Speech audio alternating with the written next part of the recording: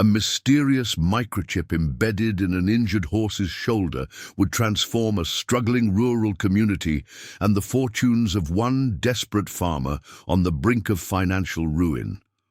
All triggered by one man's compassionate decision to rescue a severely wounded mare from certain death, a choice that would lead to what equine experts now call the most significant bloodline rediscovery in thoroughbred racing history. Before we jump back in, tell us where you're tuning in from, and if this story touches you, make sure you're subscribed, because tomorrow I've saved something extra special for you. The autumn rain pounded against the windshield of Jack Mercer's ancient pickup truck as it struggled up the final hill to Riverbend farm. The wipers, long overdue for replacement, smeared mud across the glass rather than clearing it. Jack squinted through the hazy view, his calloused hands gripping the steering wheel with the same determined tension that had carried him through 5 years of cascading misfortunes. The bank statement crumpled in his pocket felt heavier than the half-ton of discounted feed bags piled in the truck bed, feed he'd driven 60 miles to purchase because the local supplier no longer extended him credit. 90 days. After 3 consecutive failed harvests due to unprecedented drought, mounting equipment repair costs, and his father's overwhelming medical bills, Jack had just 90 days before Riverbend Farm, in his family for 4 generations, would be auctioned off to cover $43,000 in back taxes and loan payments. The truck's engine sputtered ominously as it crested the hill, offering a view of the 200-acre farm spread out below. Once thriving fields now lay fallow, the small herd of cattle reduced to a mere dozen head, the orchard his grandfather had planted showing the telltale yellow leaves of neglect. The old white farmhouse, its paint peeling in long strips like bandages coming unwound, stood as a visual testament to their declining fortunes. Even the massive oak tree in the front yard, the one his great-grandfather had planted when he first claimed this land in 1923, seemed to bow under the weight of the relentless downpour. Jack parked beside the barn, its faded red paint peeling, to reveal the weathered wood beneath, another repair they couldn't afford. The sound of the sputtering engine finally giving out was accompanied by a flash of lightning that illuminated the entire property in stark white, followed by a rumble of thunder that seemed to echo Jack's internal despair. Emma emerged from the farmhouse, raincoat hastily thrown over her shoulders, her dark hair already plastered to her face from the brief exposure to the storm. At 16, she carried herself with a maturity born of necessity. Since her mother's death 5 years earlier, Emma had stepped into roles no teenager should have to assume.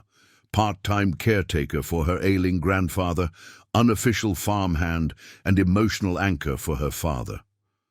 Jack watched her expression, brighten momentarily before recognizing the defeated slump of his shoulders.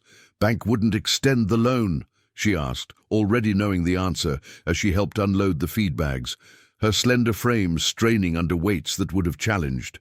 Grown men, Jack didn't try to soften the blow.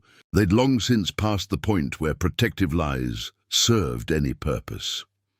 90 days before foreclosure, he confirmed, his voice steady despite the devastation the words represented.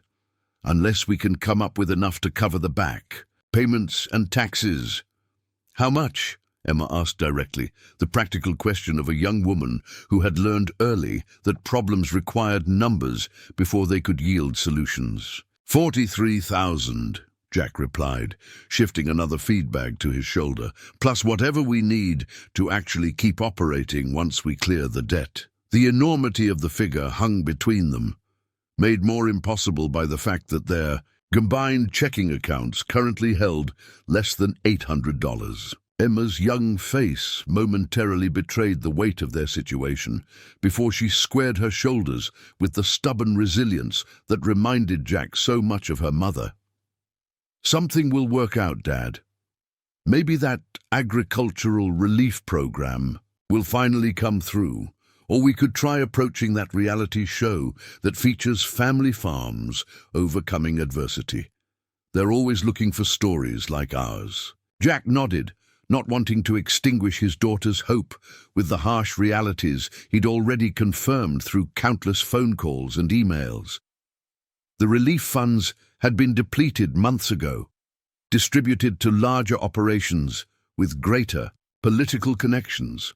The television producers had expressed initial interest, but ultimately passed on, featuring a property with insufficient emotional narrative, whatever that meant.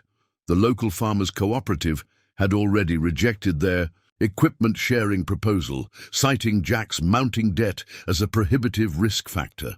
Even his father's small life insurance policy was inaccessible until actual death, a thought Jack refused to entertain despite Walter Mercer's deteriorating condition.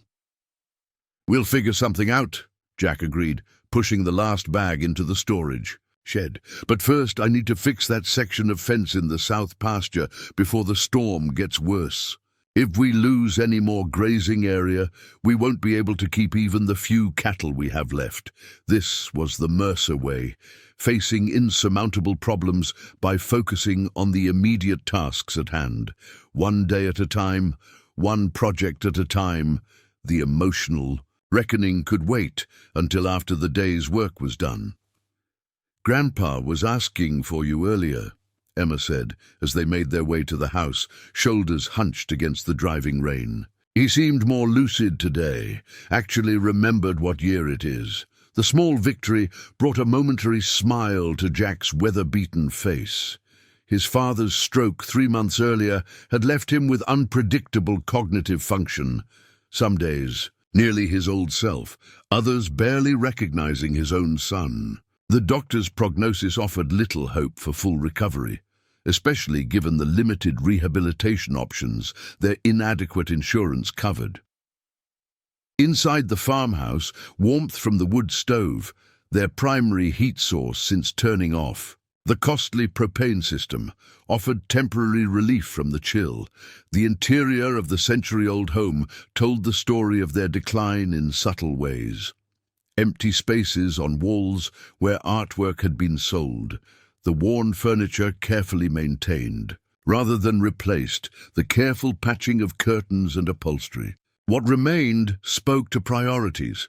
Family photographs still held places of honor, Emma's academic awards lined the hallway, and Walter Mercer's collection of agricultural medals from better days maintained their prominent position above the fireplace. Jack found his father in the small downstairs bedroom that had once been a study, another adaptation to their new reality after the stroke made stairs impossible. Walter Mercer, once 6'2" and powerful enough to break wild horses well into his 60s, now seemed diminished against the white sheets. His right side remained partially paralyzed, his once commanding voice reduced to a sometimes slurred murmur. Yet his eyes, the same storm grey as Jack's own, remained sharp when clarity visited him. "There you are," Walter said, his good hand reaching out.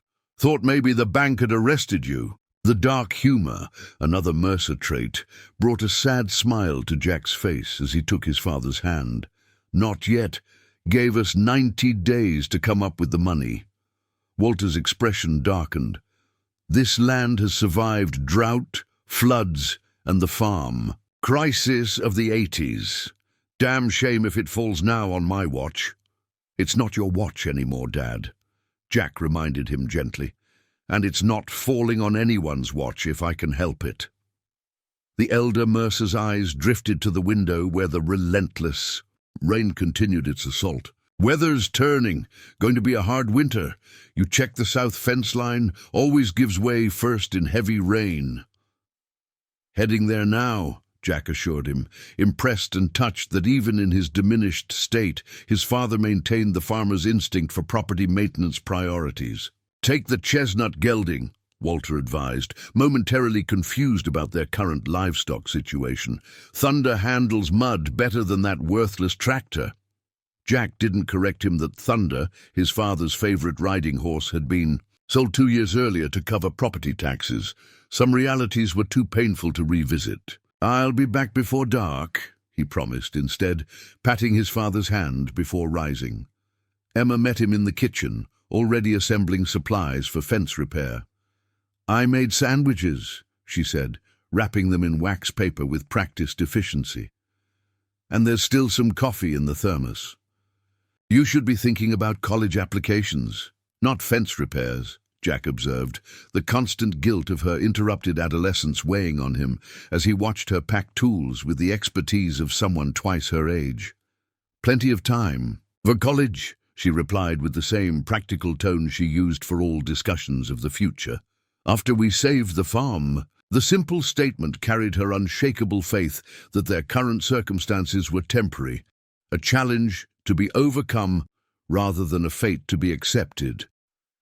Jack wondered sometimes where she found such certainty when his own had been eroded by year after year of setbacks. As he prepared to head out to the fence line, Emma's phone chimed with an incoming call. The sound was so unexpected that both of them stared at the device momentarily. Few people called these days. Good news had become scarce enough that the phone rarely brought anything but additional complications. "It's Dr. Reyes," she said with surprise, referring to the local veterinarian who occasionally helped with their livestock at reduced rates. Elena Reyes had been a classmate of Jack's in high school before she left for veterinary school, returning to Riverdale County with credentials and compassion in equal measure. She had been Sarah's closest friend before cancer claimed her, and had remained a supportive presence in their lives since. Jack took the phone, automatically adopting the formal tone he used for business matters, despite their friendship. "Elena, what can I do for you?" Dr. Elena Reyes's voice carried the urgency of a professional crisis. "Jack, I've got an emergency situation. Animal control just brought in an injured mare found wandering on County Road 8. She's badly hurt, probable vehicle collision, but showing remarkable fight. She needs immediate care and housing beyond what my clinic can provide, and the county shelter is already overcrowded." Jack's stomach sank. Another mouth to feed was the last thing they needed. "Elena, you know our situation.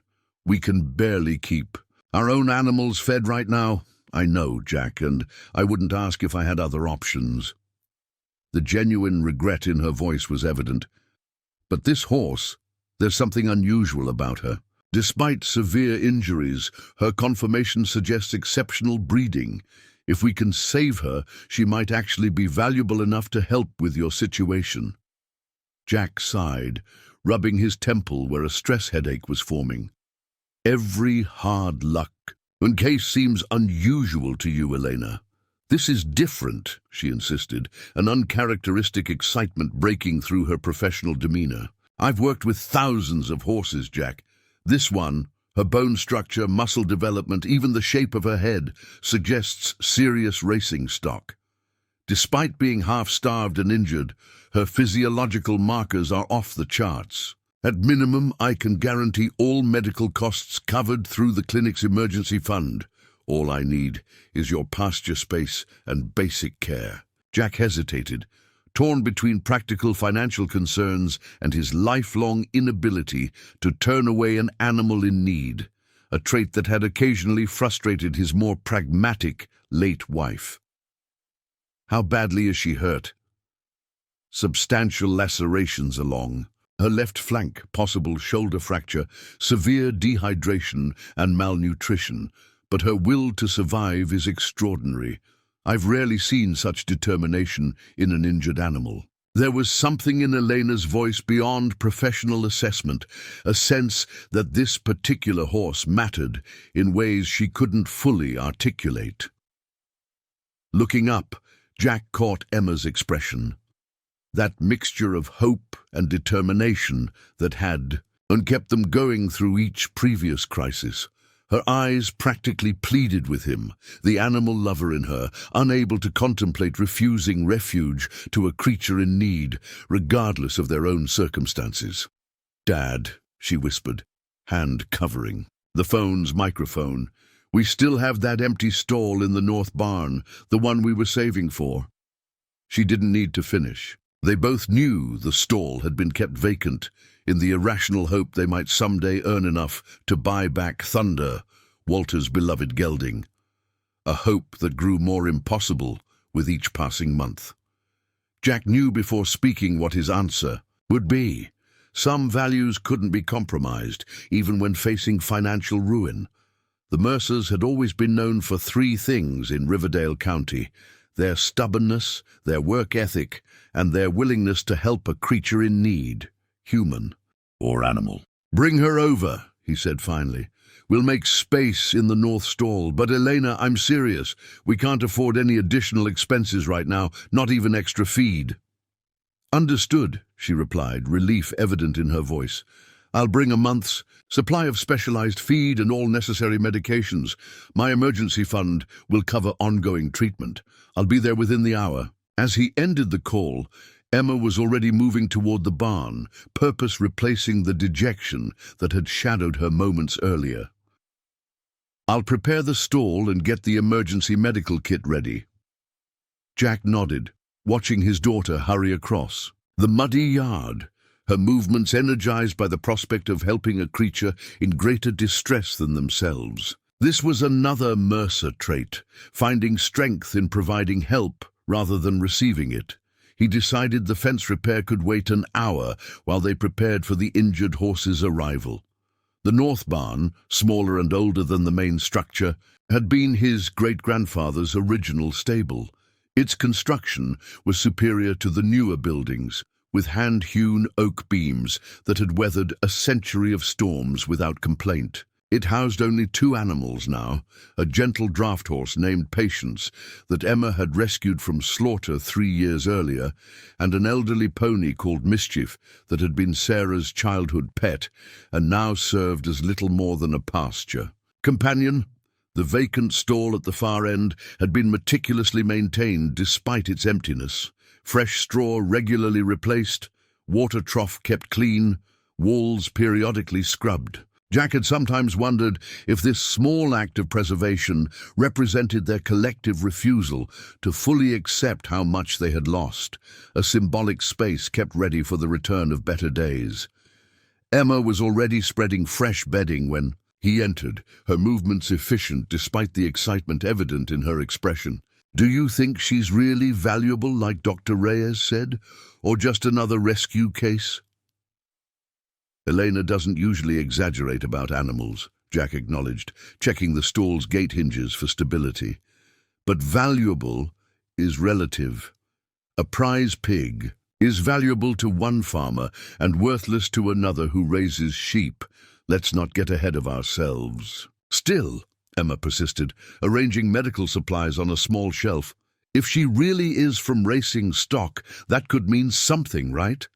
Maybe there's a reward for her return, or breeding rights could be worth money." Jack recognized the dangerous spark of hope in his daughter's eyes, the same spark that had appeared with each potential solution to their financial crisis, only to be extinguished by subsequent disappointment. He wanted to caution her against this familiar pattern, but couldn't bring himself to dampen her enthusiasm. Sometimes hope, however temporarily misplaced, was the only thing that kept them moving forward. "Let's focus on getting her healthy first," he advised instead. "Whatever comes after that is secondary." The sound of tires on gravel announced Elena's arrival. Through the barn door, they watched her clinic truck carefully navigating the muddy drive, followed by a horse trailer emblazoned with the county animal control logo. The continued downpour had transformed the farmyard into a treacherous mix of puddles and mud, adding another complication to an already challenging transfer. Elena emerged first, dressed in practical veterinary coveralls, her dark hair tucked beneath a waterproof hat, medical case in hand. Despite the circumstances, Jack felt the familiar small uplift seeing his old friend, one of the few connections to happier times that remained in his life. At 41, Elena carried herself with the confidence of someone who had found her true calling, her movements purposeful and direct. "Thank you for doing this," she said without preamble as she reached them. "I know your situation. This wasn't a request I made lightly." Before Jack could respond, a commotion from the trailer drew their attention. The animal control officer, a young man Jack didn't recognize, was struggling with the trailer's ramp, cursing as it stuck midway. "Easy with her, Ryan," Elena called, sharply. "She's already spooked enough." From inside the trailer came sounds that raised Jack's professional concern, the frantic shuffling of hooves, a pained whiny, the thud of a body against metal walls. These were the sounds of an animal in extreme distress, possibly dangerous in its panic and confusion. "Emma, stay back," he instructed automatically, moving forward to assist. Years of handling frightened livestock had taught him the dangers of a terrified horse in a confined space. "What's her temperament?" he asked Elena as they approached the trailer. "Remarkable considering her condition," Elena replied. "More frightened than aggressive. Seems to respond well to gentle handling, but the trailer transport has clearly escalated her stress." When they finally managed to lower the ramp completely, Jack's first glimpse of the mare stopped him in his tracks. Despite Elena's description, he wasn't prepared for the animal's condition. The once bay coat was matted with mud, blood, and what appeared to be oil residue. Open wounds scored her left flank, revealing raw flesh beneath. Her left front leg was carefully wrapped in protective bandaging, suggesting the suspected fracture. What struck him most, however, were her eyes, large, dark, and eerily intelligent, watching their movements with an awareness that seemed to transcend animal instinct. "My God," he breathed, professional assessment momentarily giving way to basic empathy. "What happened to her?" "Based on her injuries, looks like she was clipped by a vehicle, possibly thrown into a ditch," Elena explained clinically, though her expression revealed her emotional response matched his own. "Exposure, dehydration, and malnutrition suggest she's been wandering for days, maybe weeks. No identification, no microchip reading on initial scan, a mystery wrapped in a tragedy." Despite her injuries, the mare carried herself with a dignity that caught Jack's professional attention. Elena's assessment of exceptional breeding appeared justified. Even in her diminished state, the horse displayed the distinctive confirmation of quality bloodlines. The elegant head, the proportional balance of her frame, the muscle structure still evident beneath her malnourished condition, all pointed to careful breeding rather than random genetics. "She's beautiful," Emma whispered from behind them, having disregarded her father's instruction to stay back. At the sound of the girl's voice, the mare's ears pricked forward, her attention shifting from the adults to focus intently on Emma. Something in her posture changed, a subtle relaxation of heightened vigilance, a slight lowering of her proud head. Elena noticed the response immediately. "Interesting. That's the first positive reaction she's shown to anyone besides me. Your daughter might be our secret weapon in rehabilitation, Jack." Getting the injured animal from the trailer to the stall presented a significant challenge. Her reluctance to put weight on the injured leg made each step a painful deliberation. Jack and the animal control officer positioned themselves on either side, providing support without forcing movement, while Elena monitored the mare's medical stability during the transfer. What surprised them all was Emma's natural instinct for calming the frightened animal. Walking slightly ahead, she maintained a gentle stream of encouragement, her voice pitched in the soothing tones that seemed to transcend species barriers. The mare followed her with surprising willingness, eyes never leaving the girl's slender form. "She's a natural horse whisperer," Elena observed quietly to Jack as they watched Emma guide the mare into the prepared stall. "Just like Sarah was." The comparison to his late wife brought both pain and pride. Sarah had indeed possessed a remarkable affinity for animals. It was how they had initially connected during their high school years, both volunteering at a wildlife rehabilitation center. Seeing that same gift in their daughter created a bittersweet connection across the years. Once the mare was settled in the stall, Elena conducted a more thorough examination, confirming her initial diagnosis and administering necessary medications. The shoulder isn't fractured, thankfully, just a severe sprain and deep tissue bruising. The lacerations are concerning, but show no sign of infection yet. Her blood work shows severe anemia and electrolyte imbalances, consistent with starvation and dehydration. As Elena worked, Jack contemplated the financial implications of their good deed. While the veterinarian had promised to cover medical expenses, the reality of another animal on their struggling farm remained problematic. Feed costs alone would strain their meager resources, not to mention the time and energy required for proper rehabilitation. Yet, watching Emma's gentle interaction with the injured mare, he couldn't bring himself to regret their decision. For the first time in months, his daughter's expression carried something beyond grim determination. A spark of genuine connection and purpose that had been notably absent as their financial situation deteriorated. The animal control officer departed once transfer paperwork was completed, leaving Elena to finish treatment protocols and provide Jack with detailed care instructions. As she packed specialized feed, medications, and treatment supplies into the barn's storage area, she elaborated on her unusual certainty about the mare's potential value. "I've worked with thoroughbreds at the Montgomery racing facility," she explained, referring to a prestigious track 3 counties over. "This horse has all the physiological markers of top-tier racing stock. The muscle fiber density, the cardiovascular efficiency, the leg-to-body ratio, all classic indicators of speed breeding. Once she's recovered and properly conditioned, she could be worth significant money to the right buyer." Jack appreciated his friend's attempt to frame their charity as potential investment, but remained realistic. And if no owner comes forward to claim her?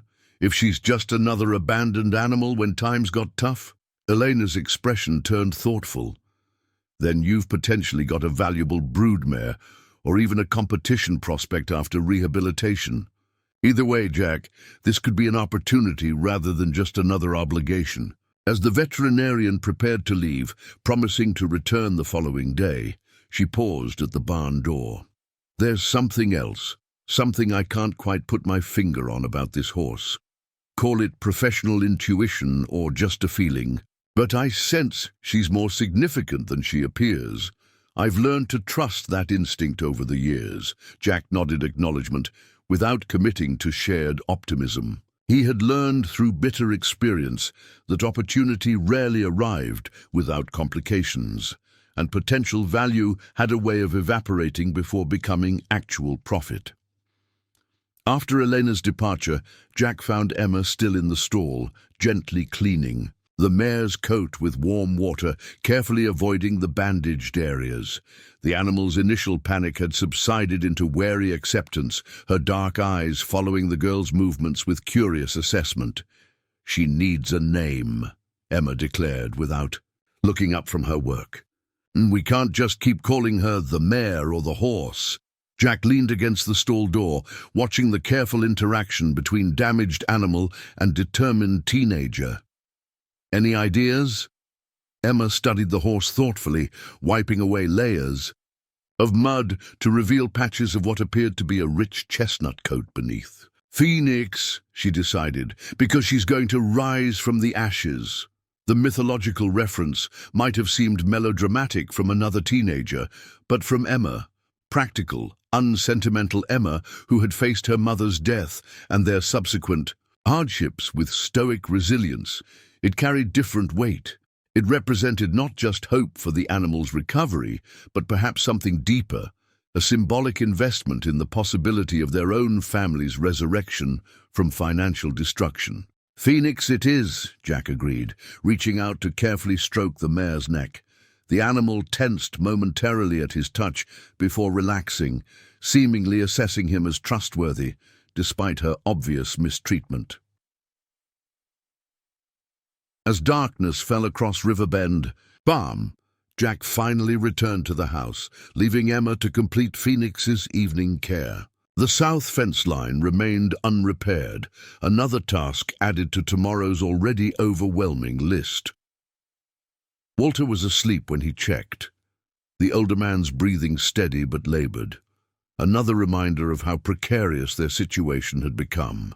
On multiple fronts, alone in the kitchen, Jack reviewed their financial situation once more, adding columns of figures that refused to balance no matter how he adjusted them. The 90-day deadline loomed impossibly, the required $43,000 as unreachable as the moon. Taking in an injured horse, regardless of Elena's optimistic assessment of potential value, had done nothing to improve their immediate prospects. Yet something had shifted subtly in the household's atmosphere. Emma's renewed energy, the purposeful focus of caring for a creature more vulnerable than themselves, had temporarily displaced the grinding weight of impending failure.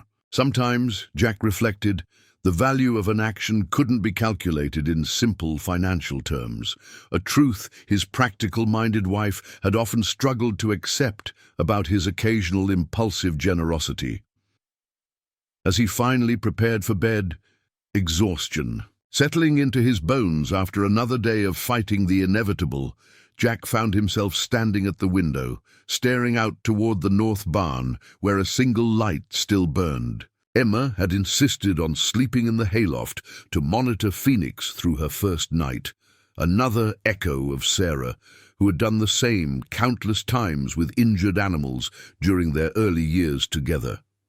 What neither father nor daughter could possibly anticipate as the storm finally began to subside over their struggling farm was how this single act of compassion, taking in one injured horse despite their own desperate circumstances, would set in motion events that would transform not just their financial reality but their understanding of value, legacy, and opportunity. All because Jack couldn't bring himself to turn away an animal in need, even when every practical consideration argued against it.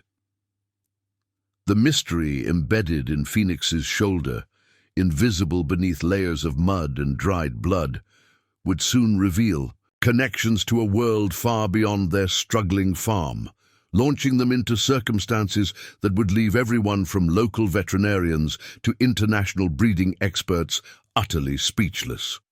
The morning dawned clear after the previous days. Relentless downpour, sunlight streaming through breaks in the clouds to illuminate puddles scattered across Riverbend Farm. Jack awoke before his alarm, his body conditioned by decades of pre-dawn rising. For a brief moment, the golden light filtering through faded. Curtains created an illusion of normalcy. Another day on the family farm, responsibilities waiting but manageable. Then reality reasserted itself. 90 days until foreclosure, a new injured animal requiring care they could barely afford to provide. His father's medical needs growing more complex by the week. The crushing weight of these obligations settled back onto his shoulders as he dressed in work clothes worn thin from years of use. In the barn, he found Emma sitting on an overturned bucket beside Phoenix's stall, dark circles under her eyes testifying to a sleepless night. She spiked a fever around 2 a.m., Emma explained without preamble. I've been monitoring her temperature every hour like Dr. Reyes showed me. It's coming down now, but she wouldn't eat until about 20 minutes ago. Jack studied the injured mare over the stall door. Phoenix stood with her weight shifted to favor her uninjured legs, head hanging lower than the previous evening. Her breathing seemed labored, nostrils flaring slightly with each inhale. Despite these concerning signs, her eyes remained alert, watching their interaction with that same unsettling intelligence he'd noticed during her arrival. The sound of tires on gravel announced Elena's arrival. Moments later, the veterinarian entered the barn, medical bag in hand, her expression professionally neutral despite the early hour. Fever in an already compromised patient is never something to wait on, Elena explained, efficiently unpacking. Equipment. Emma's detailed symptoms report was exactly what I needed. She's got the makings of a veterinarian. The examination that followed was methodical and thorough. Temperature check confirmed the fever Emma had reported, though now declining. Lung sounds revealed concerning congestion in the lower respiratory tract. Most worrying were the mare's vital signs: elevated heart rate, poor capillary refill time, and slightly grey mucous membranes, all pointing toward developing shock. "We need to get ahead of this immediately," Elena announced. "She's developing pneumonia, likely from aspirating water during her time in the elements. Combined with her other injuries and malnutrition, her system is overwhelmed." The next hour passed in focused medical intervention. Elena administered intravenous antibiotics, anti-inflammatory medications, and specialized electrolyte solutions. Emma assisted with the efficiency of someone far beyond her years, anticipating needs and calming the horse during more invasive procedures. By the time Emma reluctantly left for school, Phoenix's condition had stabilized somewhat. Her breathing remained labored but less desperate. Her posture slightly more natural, her willingness to accept water a positive sign. After Elena departed for her regular clinic hours, Jack found himself alone with Phoenix, the quiet of the barn broken only by the mare's labored breathing. Despite his practical nature, he found himself speaking to the injured animal as he adjusted her water bucket. "You picked a challenging time to need help, girl," he said softly, carefully checking the IV line Elena had established. "Not sure. We've got much to offer, but we'll do what we can."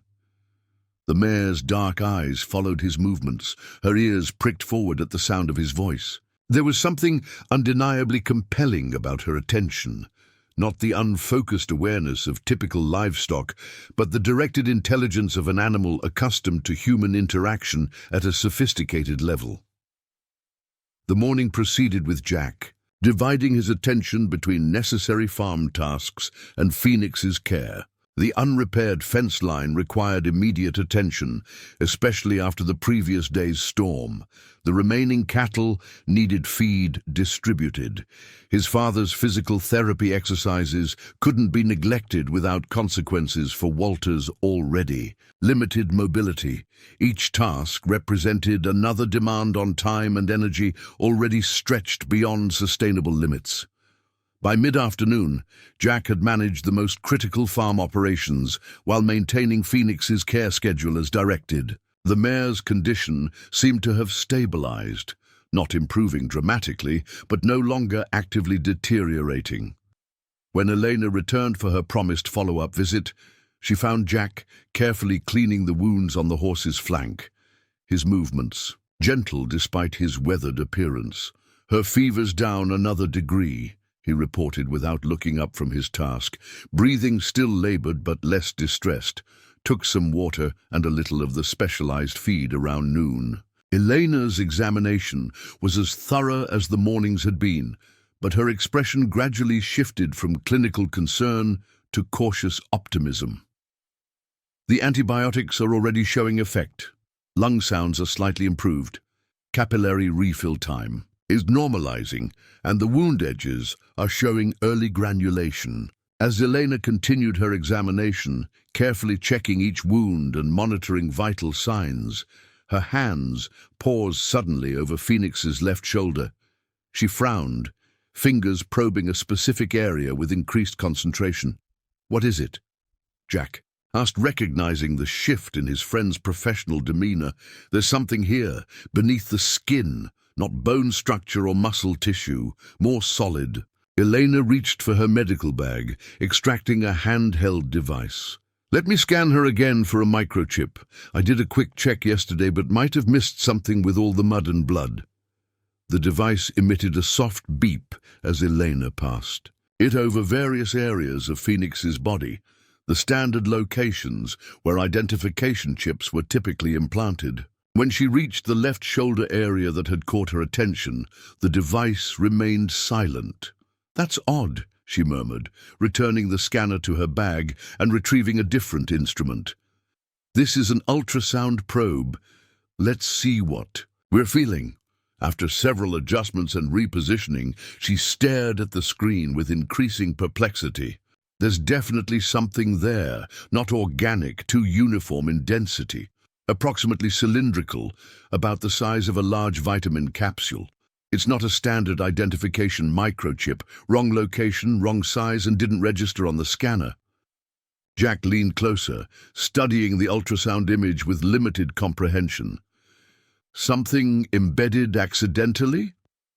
Maybe from the accident? Elena shook her head slowly. The tissue around it shows complete healing, no recent trauma. This was deliberately placed there some time ago. She continued examining the mysterious object from different angles. I've never seen anything quite like it. Almost looks like... But that wouldn't make sense. Like what? Jack prompted when she didn't continue. Like a specialized tracking device, Elena finished reluctantly, but far more sophisticated than typical livestock identification technology. This looks more like something you'd see in wildlife research or what? Jack pressed, sensing her hesitation. Or in extremely valuable animals, she concluded, the kind worth millions rather than thousands.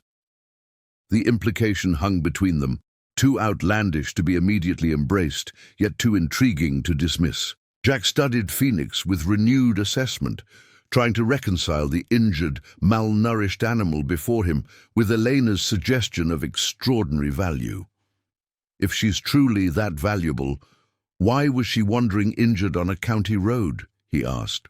Practically, wouldn't someone be searching for her? That's the question, isn't it? Elena agreed. Valuable animals don't typically disappear without extensive search efforts. Something doesn't add up here. The mystery added another layer of complexity to their already complicated situation. Jack had agreed to shelter an injured animal out, of basic compassion and loyalty to an old friend. The possibility that Phoenix might represent something more significant, potentially valuable, but also possibly problematic, created new considerations. Elena continued organizing treatment supplies, while providing detailed care instructions. The antibiotics need to be administered every 6 hours. Watch for changes in respiratory rate or increased nasal discharge. The thermometer reading should be logged on this chart. What should we do about this implant? Jack asked. The practical. Farmer seeking clear direction. Elena considered the question thoughtfully. First, continue the medical treatment.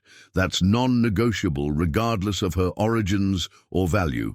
Second, I'd like to document this unusual implant properly and consult with some colleagues who might recognize the technology. Third, we should be prepared for the possibility that someone might come looking for her.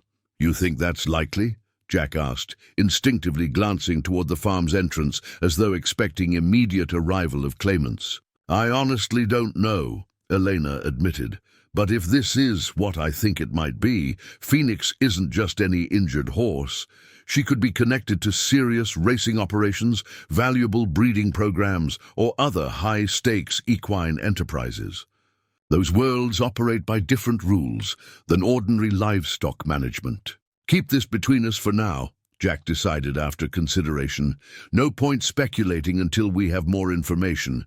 Focus on getting her healthy first, then worry about who might come looking. Emma returned from school shortly after Elena's departure, dropping her backpack by the barn door and heading directly to Phoenix's stall. The transformation in his daughter's demeanor was striking, the weary resignation that had shadowed her for months, partially lifted by purposeful concern for the injured animal. What Jack didn't mention was Elena's discovery of the mysterious implant, or her speculations about Phoenix's potential value and connections. Until they had more definitive information, sharing such theories with Emma might create hopes or concerns. Equally unwarranted, The remainder of the day passed in the rhythm of required tasks: Phoenix's care schedule, routine farm operations, Walter's evening medications, and dinner. Jack found himself checking the driveway more frequently than usual, a subconscious response to Elena's suggestion that someone might come looking for the injured mare. After dinner, Jack returned to the barn for Phoenix's evening treatment session. To find Emma already there, carefully following the medication protocol Elena had established. His daughter's focused competence caused a bittersweet recognition, pride in her capabilities mingled with regret that circumstances had forced her to mature beyond her years. Their negotiated compromise involved Emma remaining until Phoenix's 10 o'clock medication administration before returning to the house. Jack found himself alone in the barn shortly after. The night sounds of the farm, a familiar symphony. Distant coyotes, the occasional lowing of cattle, wind through the old oak trees that lined the property's boundaries. As midnight approached, Jack made a final check on Phoenix before planning a few hours of sleep. The mare's condition remained stable, her breathing still labored but consistent, her willingness to accept water from his hand a positive indicator. "Who are you, really?" he asked quietly, stroking her neck with gentle movements. "And why were you wandering alone on County Road 8? Phoenix's dark eyes regarded him without answers, though her ears flicked forward at the sound of his voice. Whatever secrets she carried, in her bloodline, in the mysterious implant, in the circumstances of her abandonment, remained hidden behind that intelligent gaze. Jack settled onto the hay bale Emma had vacated, planning a brief rest before Phoenix's next medication schedule at 2 a.m. Despite his intention to remain alert, exhaustion from the day's physical demands, combined with the emotional strain of their precarious circumstances, pulled him towards sleep. The sound that woke him came from outside, tires on gravel, an engine idling briefly before cutting off. Jack checked his watch. 3:17 a.m., far too early for any routine visitor, too late for even emergency farm calls. Instantly alert, he moved to the barn door, easing it open enough to observe the farmyard without being immediately visible. A black SUV with darkly tinted windows had parked near the house, its headlights extinguished. The vehicle's expensive lines and city cleanliness looked jarringly out of place against the weathered farm buildings and mud-splattered equipment. As Jack watched, the driver's door opened, and a man emerged, tall, professionally dressed despite the hour, moving with the confident precision of someone with purpose rather than hesitation. Before he could determine an appropriate response, the visitor approached the house directly, mounting the porch steps with familiar ease rather than the caution of a stranger. When the man reached the door, instead of knocking, he extracted keys from his pocket and unlocked it with practiced movements before disappearing inside. The unexpected development created immediate confusion. Repossession agents didn't have keys to private residences. Strangers didn't enter farmhouses at 3 a.m. with casual familiarity. The only explanation that made immediate sense was simultaneously the most unlikely: someone connected to the family with access rights they hadn't exercised in Jack's recent memory. Concern for Emma and Walter propelled Jack toward the house, protective instinct momentarily overriding caution. As he crossed the muddy farmyard, floorboard lights illuminated inside, suggesting the visitor was moving through rooms with purpose rather than stealth. Jack entered through the kitchen door, work boots intentionally heavy on the wooden floor, to announce his presence rather than create confrontation through surprise. He rounded the corner into the living room to find the mysterious visitor standing before the fireplace, studying the family photographs arranged on the mantel with focused attention. "Can I help you?" Jack asked, deliberate calm masking the adrenaline response coursing through his system. The man turned, his expression registering neither surprise nor alarm at Jack's appearance. In his mid-50s, expensively dressed in casual attire that nevertheless suggested significant wealth, He regarded Jack with an assessing gaze that carried unexpected familiarity. "Hello, Jackson," he said, using the formal name that only appeared on official documents rather than daily use. "I apologize for the unusual hour. My schedule rarely accommodates conventional timing." The voice triggered immediate recognition, despite years of absence, distinctive in its precise articulation and subtle accent that had been deliberately minimized but never fully eliminated.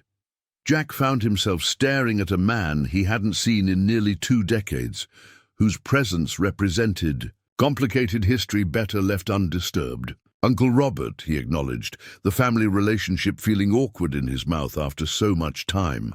Bit unexpected after 17 years of silence.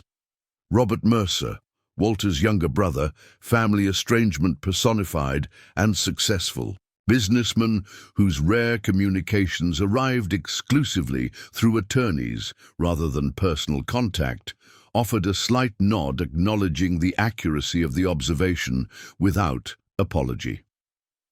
"Sometimes silence is necessary until it isn't," he replied cryptically, returning his attention to the photographs. His finger indicated one in particular, Sarah holding a young Emma at the county fair, Jack beside them with an arm around his wife's shoulders.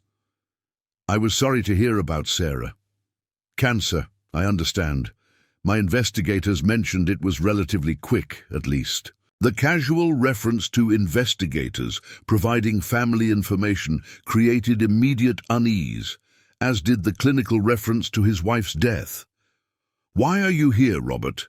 Now, specifically, after all this time?" The older man turned from the photographs, his expression transitioning to business-like efficiency. "I'm here about Phoenix." The simple statement created more questions than it answered, its implications rippling outward in concerning patterns. How could Robert possibly know about a horse that had arrived on their farm less than 36 hours earlier? Why would a man who had deliberately severed family connections suddenly reappear, specifically regarding an injured animal? "How do you even know that name?" Jack asked directly, instinctive caution overriding more complex questions. "The tracking implant in her left shoulder," Robert replied without hesitation. "It activated when she came within proximity of this property. Specifically designed to do so, in fact." He studied Jack's expression with clinical interest. "I'm guessing your veterinarian friend discovered it during examination. Dr. Reyes has a solid reputation in equine medicine, though her business model prioritizes community service over profit margin, an inefficient approach in my assessment." The casual demonstration of detailed knowledge about their lives, from Elena's professional practices to Phoenix's medical treatment, carried disturbing implications about surveillance levels Jack hadn't imagined possible. More concerning was the suggestion that the mare's appearance at their farm might not have been coincidental after all.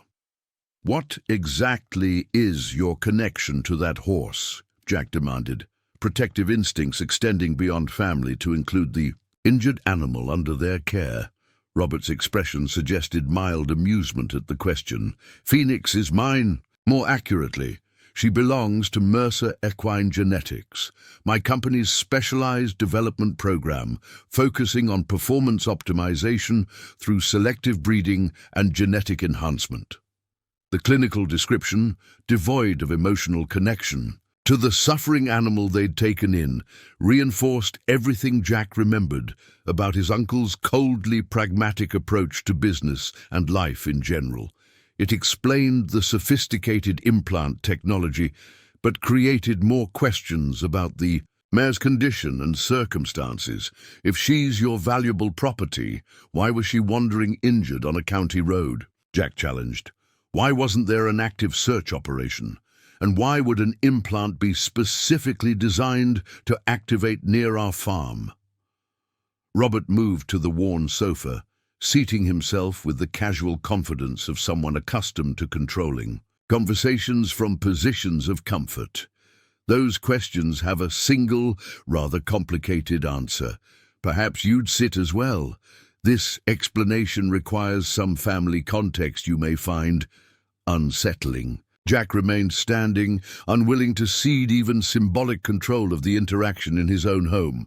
"I'll stand, and I'd appreciate direct answers rather than dramatic build-ups." His uncle's slight smile acknowledged the familiar family stubbornness, without taking offense. "Very well. Phoenix's presence here isn't accidental. She was deliberately released approximately 70 miles from this property 3 weeks ago, with specific expectation that her natural homing instinct would eventually bring her to Riverbend Farm." The calculated nature of this revelation, presented without apology or moral consideration, momentarily rendered Jack speechless.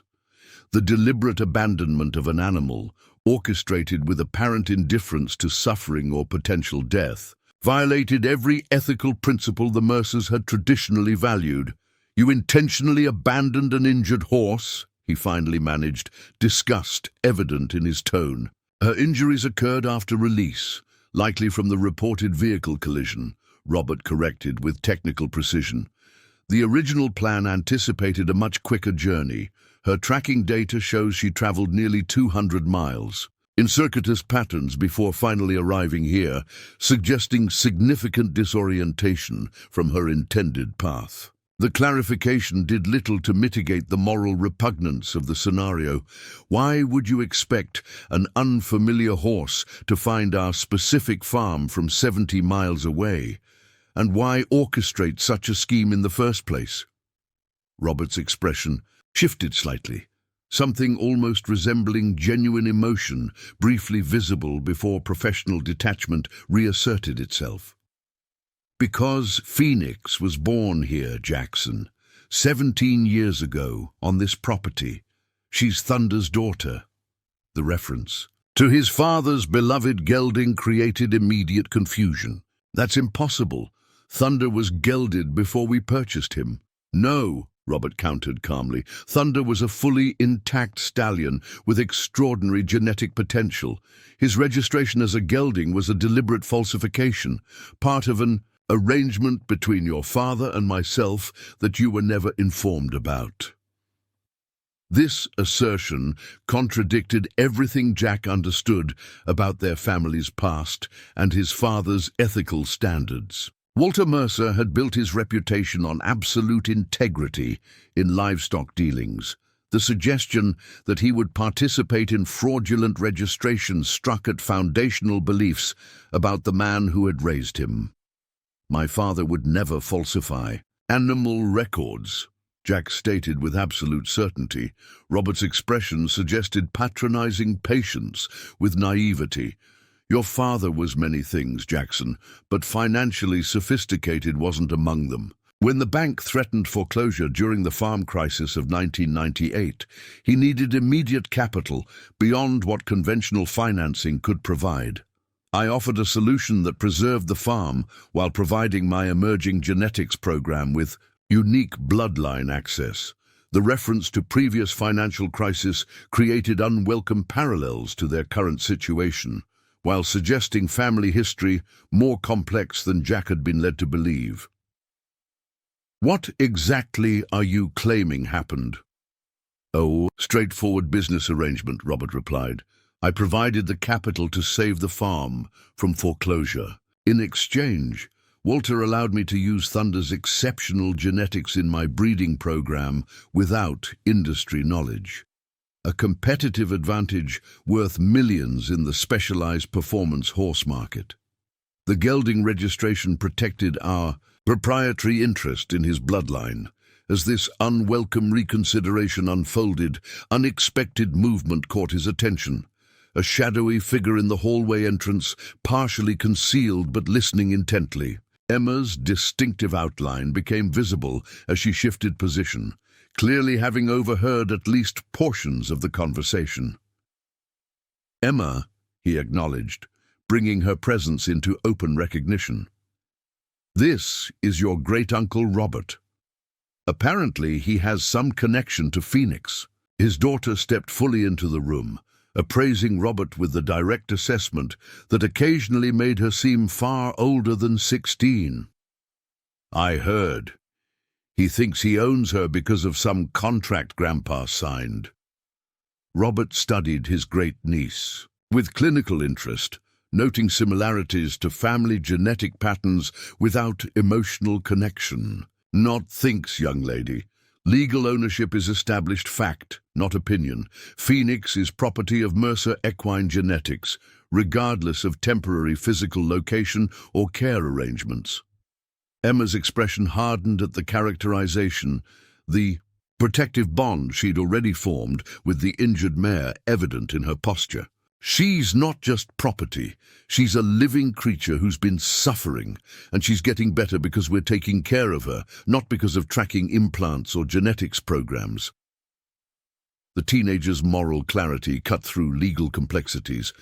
With characteristic directness, refocusing the situation on ethical rather than contractual considerations. Jack felt momentary pride in his daughter's unflinching assertion of values he'd tried to instill, despite financial pressures that occasionally made such principles seem like unaffordable luxuries. The tension in the farmhouse living room thickened as Robert Mercer's revelation about Phoenix's origins and his claim to ownership hung in the air. Outside, the night had deepened, the occasional distant rumble of thunder suggesting another storm approaching, an appropriate backdrop to the family confrontation unfolding within the weathered walls of Riverbend Farm. "I'll need to see this. Supposed contract," Jack said finally, reaching for the envelope Robert had placed on the coffee table. His hands, calloused from years of farm work, looked rough and oversized against the pristine legal document he extracted. The yellowed pages carried the weight of history and potential deception that could alter their already precarious circumstances.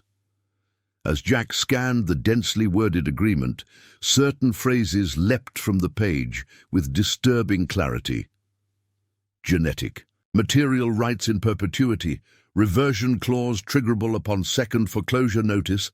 Designated bloodline markers maintained in secrecy. And most concerningly, his father's unmistakable signature at the bottom, the distinctive flowing script Jack had seen countless times on checks, permission slips, and livestock sale records throughout his childhood. "This can't be legitimate," he insisted, though the sinking feeling in his stomach suggested otherwise. Walter Mercer's signature was difficult to forge. It contained a subtle variation in the final letter that few would notice or replicate. This signature included that distinguishing mark. Robert's expression remained impassive. "The agreement was properly executed and notarized. Your father was fully cognizant of all terms and implications. The capital provided saved this farm 25 years ago. The same farm now facing foreclosure again, despite that considerable investment." Emma moved closer, peering over her father's shoulder at the document. "I don't understand. What does this mean for Phoenix?" Robert addressed his great-niece with the practiced patience of someone explaining simple concepts to a limited intellect. "It means Phoenix is returning to her rightful owner, Mercer Equine Genetics. Her brief stay here was merely the final phase of her homing protocol, successfully completed despite unexpected complications." "What about her injuries? Her pneumonia?" Emma demanded, protective instinct overriding intimidation from her great-uncle's dismissive tone. "She nearly died out there. An unfortunate deviation from expected outcomes," Robert acknowledged without evident remorse. "The protocol typically results in arrival within 72 hours. Phoenix's extended journey suggests possible navigational interference or unexpected environmental factors. Nevertheless, the core programming functioned as designed. She found her way to specifically mapped coordinates embedded in both her tracking device and genetic memory." The clinical description of what had clearly been animal suffering triggered Emma's outrage. "You talk about her like she's some kind of machine. She's a living creature who's been fighting for her life because of your protocol." Jack placed a steadying hand on his daughter's shoulder, recognizing the protective rage that had characterized Sarah's approach to animal welfare violations during her lifetime. While sharing Emma's moral outrage, he recognized the need for strategic rather than emotional response to his uncle's claims. "Phoenix isn't going anywhere tomorrow," Jack stated with quiet certainty. "She's under veterinary care for life-threatening conditions your actions directly caused. Dr. Reyes would need to certify her as stable for transport, which won't happen in her current condition." Robert's expression suggested the objection was anticipated rather than concerning. "My veterinary team includes specialists in equine critical care. They're fully equipped to continue treatment during transport to our primary facility." "You'd transport a horse with pneumonia and traumatic injuries?" Emma demanded, professional knowledge gained through years of livestock management evident in her tone. "That could kill her regardless of your specialists." The objection carried sufficient medical validity to create momentary recalculation in Robert's expression. "Treatment could continue here temporarily until travel becomes medically advisable. My team would simply assume primary care responsibility effective immediately." Jack recognized the modified approach as tactical rather than compassionate adjustment, a business strategy to preserve asset value rather than ethical reconsideration. "Dr. Reyes is currently Phoenix's attending veterinarian. Any transition would require her professional approval regarding patient welfare." This reference to established veterinary protocols introduced procedural complications Robert would need to navigate rather than simply override. His expression revealed momentary frustration before professional composure reasserted itself. "Reasonable accommodation for proper medical transition can be arranged," he conceded. "However, the ownership matter remains non-negotiable. Phoenix returns to Mercer equine genetics, along with the specified cattle carrying significant thunder. Genetic markers." Emma's expression shifted from protective outrage to calculating assessment, a transition that reminded Jack strikingly of Sarah's approach when shifting from emotional response to strategic planning. "If Phoenix belongs to your company," she asked with deliberate precision, "why would you need some special agreement allowing you to take her? Wouldn't normal ownership rights be sufficient?" The perceptive question targeted a potential inconsistency in Robert's narrative, suggesting legal complexities beyond simple ownership claims. Jack felt a momentary surge of pride in his daughter's analytical thinking, despite the concerning circumstances. Robert's slight hesitation before responding confirmed the question had found its mark. The agreement addresses broader considerations than individual animal ownership. It establishes preemptive rights to genetic material developed through our proprietary breeding program, including offspring potentially born on this property without our direct involvement. This clarification suggested the agreement's scope extended beyond Phoenix to any animals carrying specific genetic markers, a potentially far-reaching claim that could impact their entire remaining livestock operation. Jack's concern deepened as he considered possible implications for their already precarious financial situation. "Let me understand this clearly," Jack said, tactical caution guiding his response. "You're claiming this 25-year-old agreement gives you rights not just to Phoenix, but to any animal on this property carrying certain genetic material, regardless of whether we knew about that material's presence." "Precisely," Robert confirmed with evident satisfaction at Jack's accurate comprehension. "The agreement specifically addresses genetic ownership distinct from physical animal possession, a concept ahead of its time when Walter signed it, but now standard practice in advanced agricultural genetics." Emma's expression reflected growing realization about what this might mean for their farm.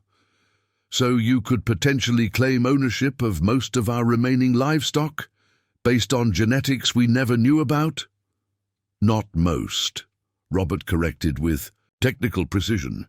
Only those carrying the specific Thunder genetic markers identified in Schedule B of the agreement. Based on our monitoring estimates, approximately 37% of your current cattle carry signature genetic sequences at actionable levels.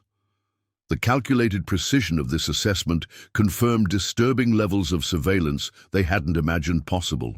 Beyond the immediate implications for Phoenix, this suggested their entire operation had been monitored through sophisticated genetic tracking they had neither consented to nor been aware of.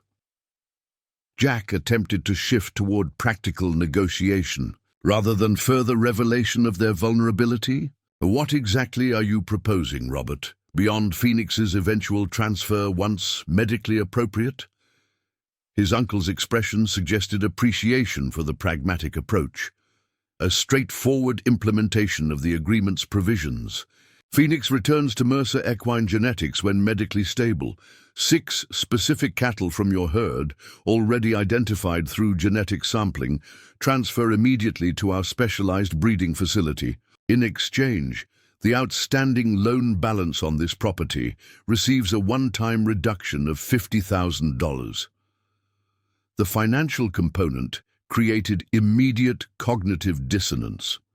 Their total outstanding debt approached $43,000, the amount needed to prevent imminent foreclosure. The proposed $50,000 reduction would not only clear that obligation, but provide modest operating capital beyond immediate requirements. "Why would you offer more than we owe?" Jack asked, instinctive caution recognizing potential manipulation. Beneath apparent generosity, Robert's expression suggested the question merely confirmed expected limitations in business sophistication. Because genetic material of this specific quality carries value far exceeding simple property debt. The caliber of Thunder's bloodline, particularly after 7 generations of selective enhancement, represents proprietary advantage in performance. Animal development worth millions in specialized markets. $50,000 is merely token acknowledgement of fair exchange value. This assessment created uncomfortable recognition that they might have been sitting on valuable genetic resources without realizing it. Resources that could have potentially addressed their financial crisis if they had understood their significance. Earlier, the conversation paused as Walter's voice called weakly from his bedroom. The discussion had apparently awakened him, despite their relatively controlled tones. Emma immediately moved to check on her grandfather, leaving Jack and Robert momentarily alone in the living room. "She has your wife's moral outrage and your father's stubborn principles," Robert observed once Emma had left. "Unfortunate combination for success in today's economic landscape. Sentimentality remains luxury few can practically afford." Jack studied his uncle with new assessment. Beyond the immediate conflict regarding Phoenix and the genetics agreement, he recognized a fundamental worldview difference that had likely contributed to the brothers' estrangement decades earlier. Robert viewed living creatures as genetic, material to be optimized for financial return. Walter had maintained certain boundaries even during financial crisis. Those principles kept this farm operating through drought, market crashes, and personal tragedy, Jack countered quietly. "There's value beyond balance sheets." Robert's dismissive expression suggested the comment merely confirmed expected naivety. "Yet here you stand, 90 days from losing everything because principals don't make mortgage payments." Walter faced the same reality 25 years ago and made necessary compromise. The question is whether you possess similar pragmatism when facing extinction. The parallel to their current circumstances created uncomfortable resonance. If Walter had indeed compromised certain principles to save the farm during previous financial crisis, what implications did that have for their current decisions? Had Jack's understanding of his father's absolute ethical standards been naive all along? Emma returned from checking on Walter, her expression troubled. "Grandpa's agitated. He keeps asking about Thunder and saying something needs to be protected." I think hearing voices woke him up confused, the mention of thunder creating visible recognition in Walter's confused state carried disturbing implications about the potential validity of Robert's claims. If their father was indeed responding to fragments of memory about secret agreements and protected bloodlines, it suggested Robert's narrative contained at least elements of truth. "Your grandfather was always unnecessarily attached to that animal," Robert noted dismissively, emotional connection that clouded rational assessment of genetic value. The falsified gelding registration was his one condition for our agreement, maintaining the fiction that his beloved horse remained merely personal companion rather than valuable breeding resource. This detail carried unexpected authenticity, aligning with Walter's known attachment to thunder that had often seemed excessive, even within a farmer's normal appreciation for quality livestock. The horse had received special treatment throughout Jack's youth, with privileges and care beyond practical considerations. Walter's insistence on maintaining Thunder's presence on the farm, even during previous financial hardships, suddenly carried new potential meaning. "I need to discuss this with Elena before making any decisions about Phoenix," Jack stated. "Tactical delay, providing time to verify claims and assess options. And I'd want any agreement regarding cattle to include proper veterinary assessment before transport." Robert checked his watch with a gesture suggesting limited patience. "My team arrives at 9 a.m. Dr. Reyes is welcome to be present for transition consultation. The financial transaction can be processed immediately through electronic transfer. Once the agreement addendum is signed, I've taken the liberty of having it prepared in advance." He extracted a second envelope from his jacket, placing it beside the original agreement on the coffee table. "Simple acknowledgement of the original terms with updated implementation schedule. Everything aligned with Walter's original commitment, but adapted to current circumstances." This preparation suggested concerning levels of anticipation. Further, evidence that Phoenix's appearance at their farm had been orchestrated rather than coincidental. Jack struggled to reconcile his understanding of his father's character with these emerging revelations about secret agreements and compromised principles. "I'll need to review this carefully," Jack insisted, taking the second envelope, "and consult with our own advisors." Robert's slight smile suggested the response was expected rather than concerning. "Of course, though your limited financial resources might restrict access to appropriate legal counsel at this hour. My offer remains available until noon tomorrow, after which alternative recovery methods become necessary." The thinly veiled threat created immediate concern about what alternative recovery methods might entail. Jack recognized the deliberately created time pressure as standard negotiation tactics, attempting to force decisions without proper evaluation of options or verification of claims. "Does Dr. Haynes still serve as county livestock inspector?" Robert asked, with casual precision that suggested he already knew the answer. "I understand his department has authority to quarantine operations where potentially valuable livestock face welfare concerns during foreclosure proceedings. Purely protective measure, of course, but potentially disruptive to normal operations." The implied threat of regulatory intervention added another layer of pressure to their already precarious situation.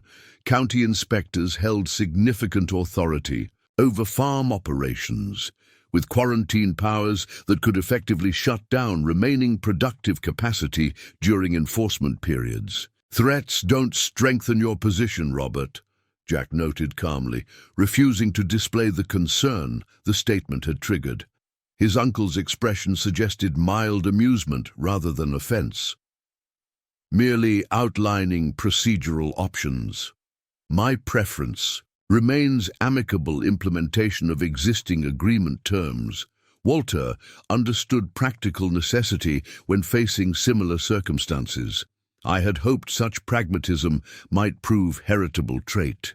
Before Jack could respond, Emma's attention shifted toward the window, her expression registering new concern. "Dad, there's headlights coming up the drive." The unexpected arrival of another vehicle at nearly 4 a.m.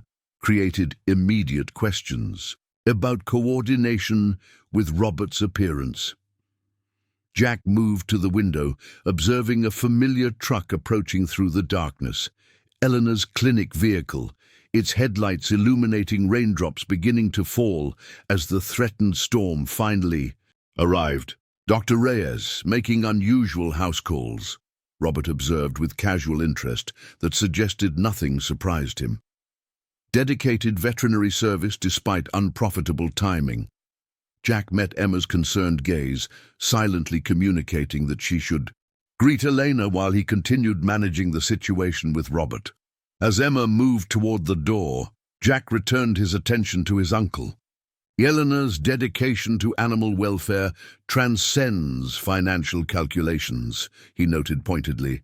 Some values persist despite market pressures.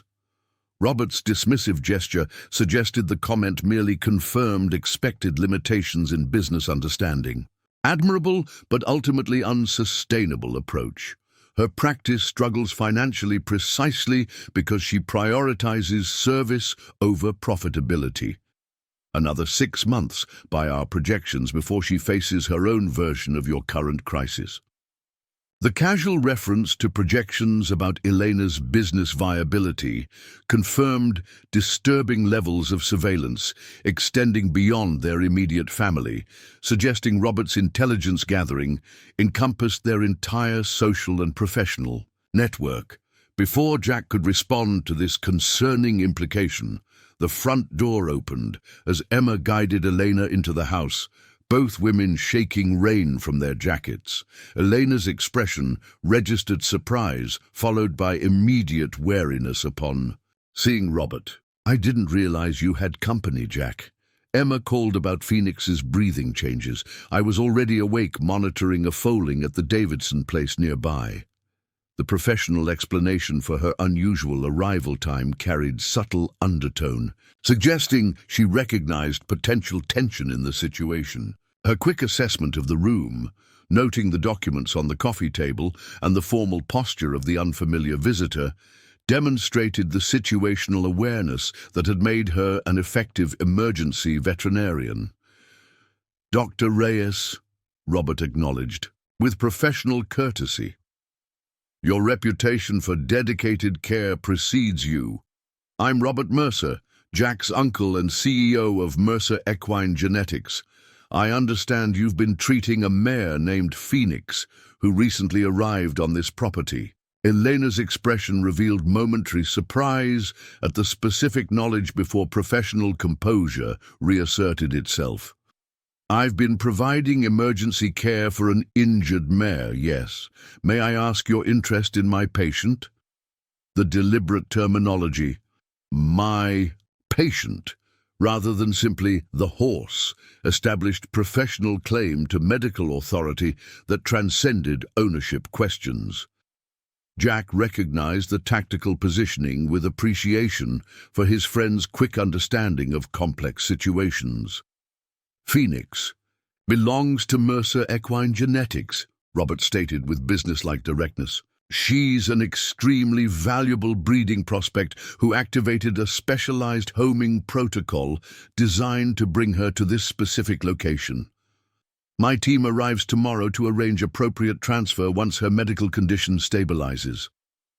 Elena's gaze shifted to Jack, seeking confirmation or clarification of these unexpected claims. "I came because Emma reported increased respiratory distress within the last hour. The mare's condition remains critical despite initial response to treatment. Any transport consideration would be premature until pneumonia resolves and wounds show substantive healing." Her professional assessment established medical priority that temporarily superseded ownership questions, a tactical approach that aligned with Jack's earlier position regarding Phoenix's immediate welfare. Elena's unexpected arrival had inadvertently strengthened their negotiating position by providing immediate expert testimony regarding the mare's condition. Of course, proper medical stabilization takes priority, Robert acknowledged smoothly. My team includes specialized equine veterinarians who can continue appropriate treatment during transition planning. They'll coordinate with you on medical history and current protocol to ensure continuity of care.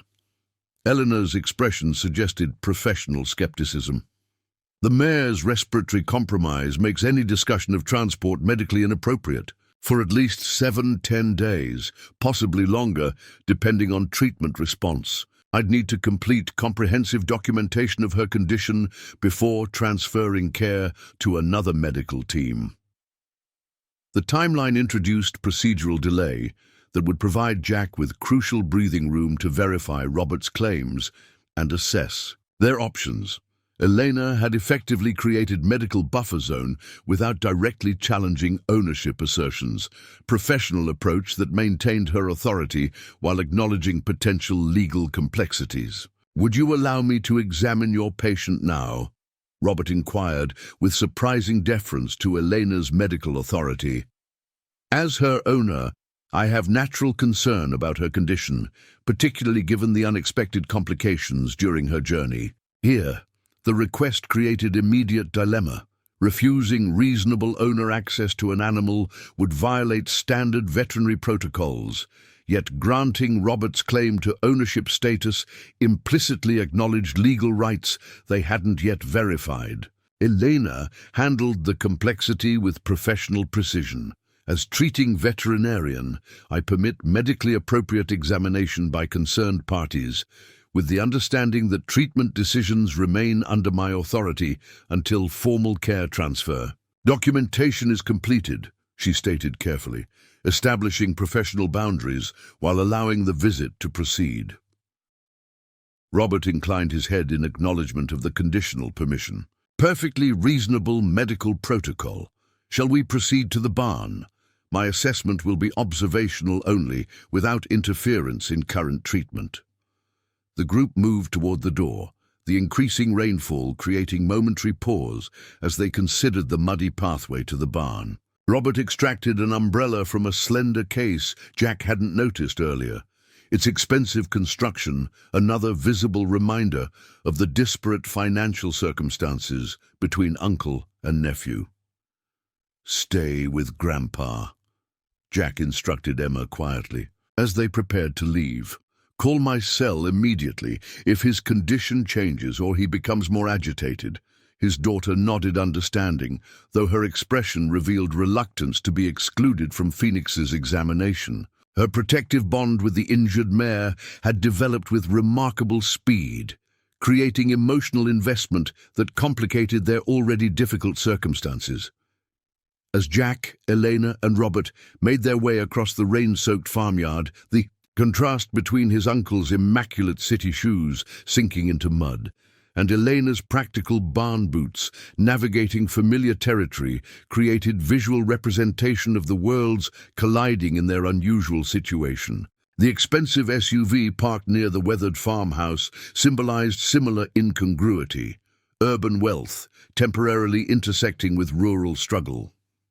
Inside the barn, the familiar smells of hay, animals, and the subtle medicinal scents from phoenixes. Treatment created momentary normalcy before the strangeness of their pre-dawn examination reasserted itself. The single bulb Jack had left illuminated cast limited light across the space, prompting Elena to activate additional lighting from wall switches near the entrance. Phoenix's condition immediately commanded professional attention.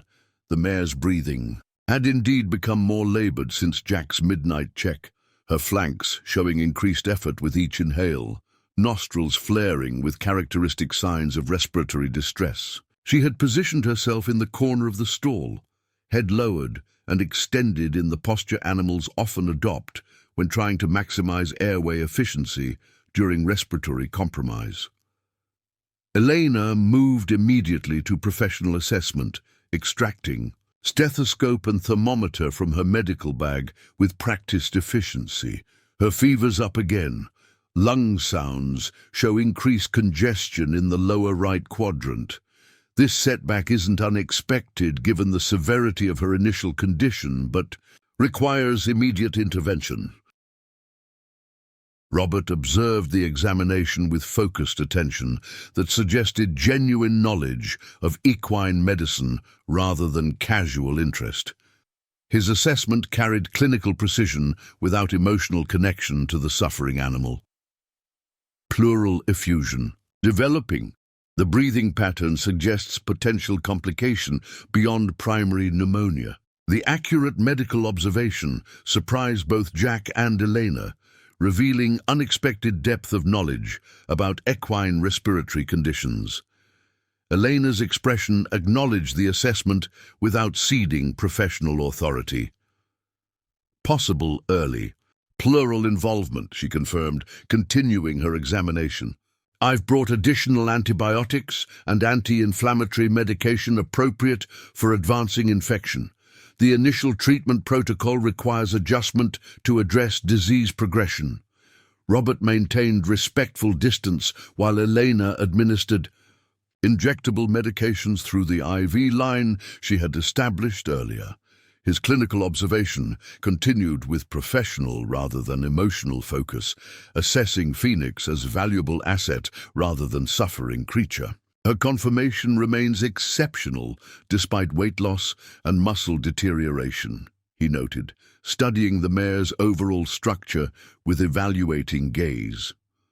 The shoulder line particularly shows classic Thunder genetics, slightly more pronounced, angle than standard Thoroughbred profile, creating mechanical advantage in stride extension. The specific anatomical assessment aligned with what Elena had previously noted about Phoenix's unusual physical characteristics, lending credibility to Robert's claimed connection to the mare. His knowledge of specific genetic markers and physical traits suggested legitimate familiarity with her bloodline rather than opportunistic claim.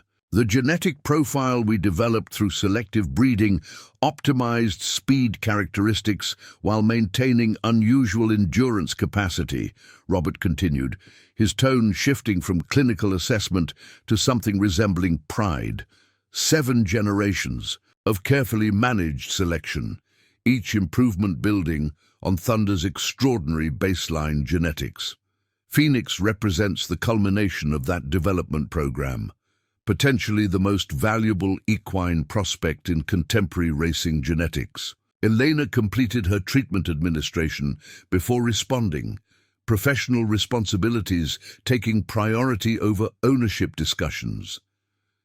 Her current medical condition makes performance potential entirely theoretical.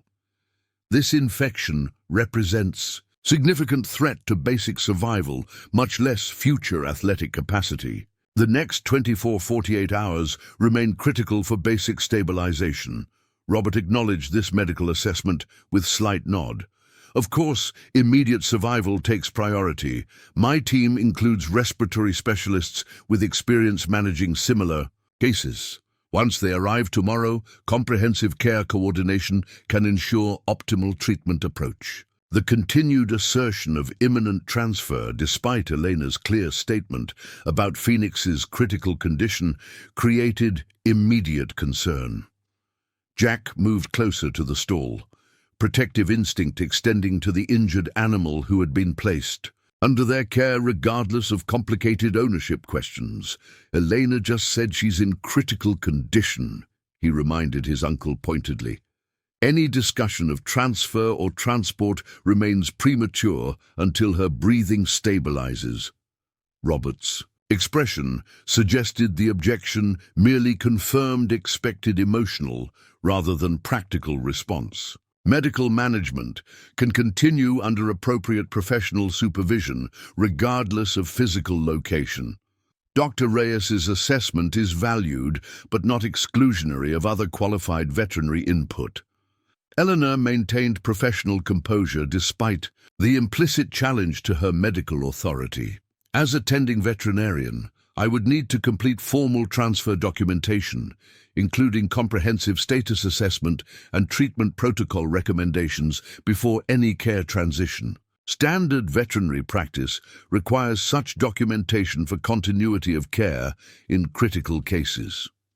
The procedural requirement introduced additional formal delay that would allow time for verification of Robert's claims and assessment of their options. Jack recognized Elena's tactical approach with appreciation for her professional understanding of their difficult situation. Of course, proper documentation is essential, Robert acknowledged with practiced reasonableness. My team will coordinate directly with you on appropriate transfer protocols once they arrive. Their specialized mobile treatment unit includes advanced respiratory support equipment that may prove beneficial regardless of immediate transfer timeline.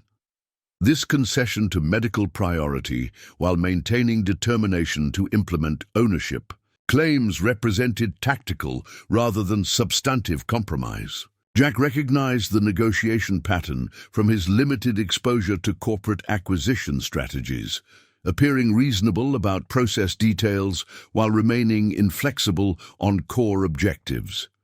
Phoenix's condition commanded renewed attention as she shifted position with evident discomfort, a muffled cough punctuating her labored breathing. Elena immediately returned to direct patient care, checking medication flow and adjusting the mare's position to optimize respiratory efficiency. She needs constant monitoring for the next several hours, Elena stated with professional certainty.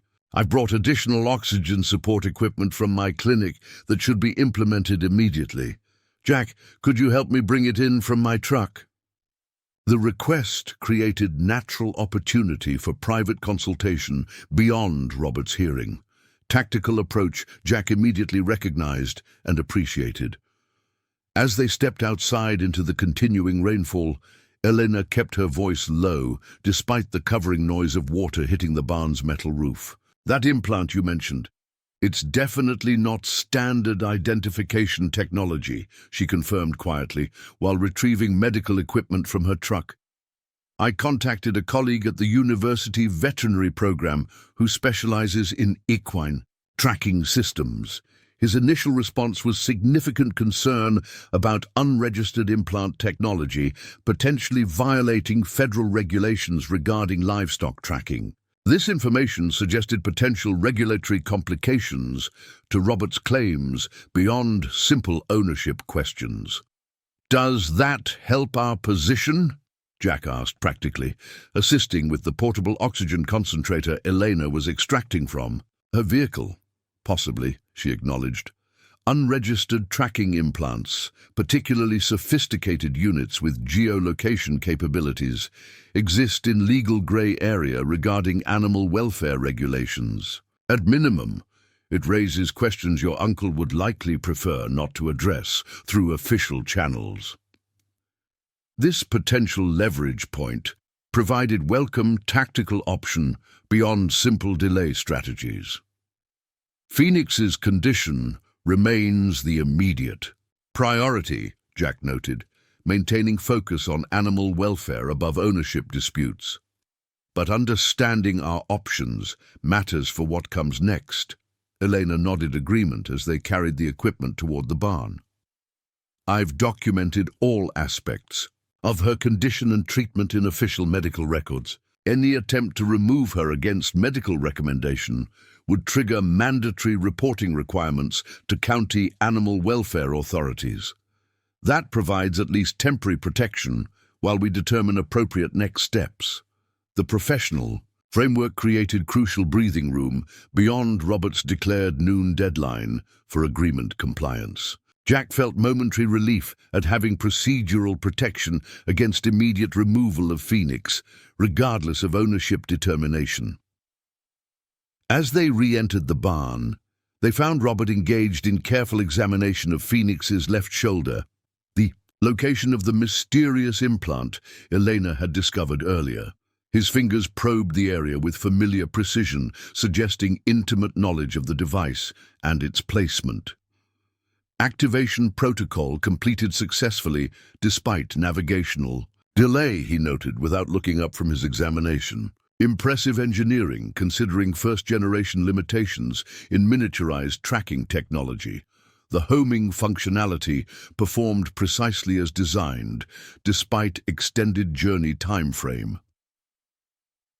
The casual acknowledgement of sophisticated tracking, technology implanted in a living animal without standard regulatory compliance, created potential vulnerability in Robert's position. Jack exchanged meaningful glance with Elena, both recognizing the inadvertent confirmation of unregistered implant technology their conversation had just identified as legally problematic. That tracking implant, Elena noted carefully while setting up the oxygen equipment, doesn't appear in any standard livestock identification database. Unusual technology for standard ownership documentation. Robert's expression revealed momentary calculation before responding, recognition that he had potentially exposed regulatory vulnerability. Proprietary technology developed specifically for our genetics program, he acknowledged with deliberate vagueness. Experimental application approved through appropriate research protocols. The defensive explanation suggested awareness of potential regulatory issues without providing specific documentation or approval references. Elena maintained professional focus on Phoenix's treatment while continuing casual conversation. Fascinating technology, she noted while adjusting oxygen flow rates. My colleagues at the University Veterinary Program would find the tracking capabilities particularly interesting from research perspective. Several federal grants specifically address innovation in livestock monitoring systems and appropriate regulatory frameworks.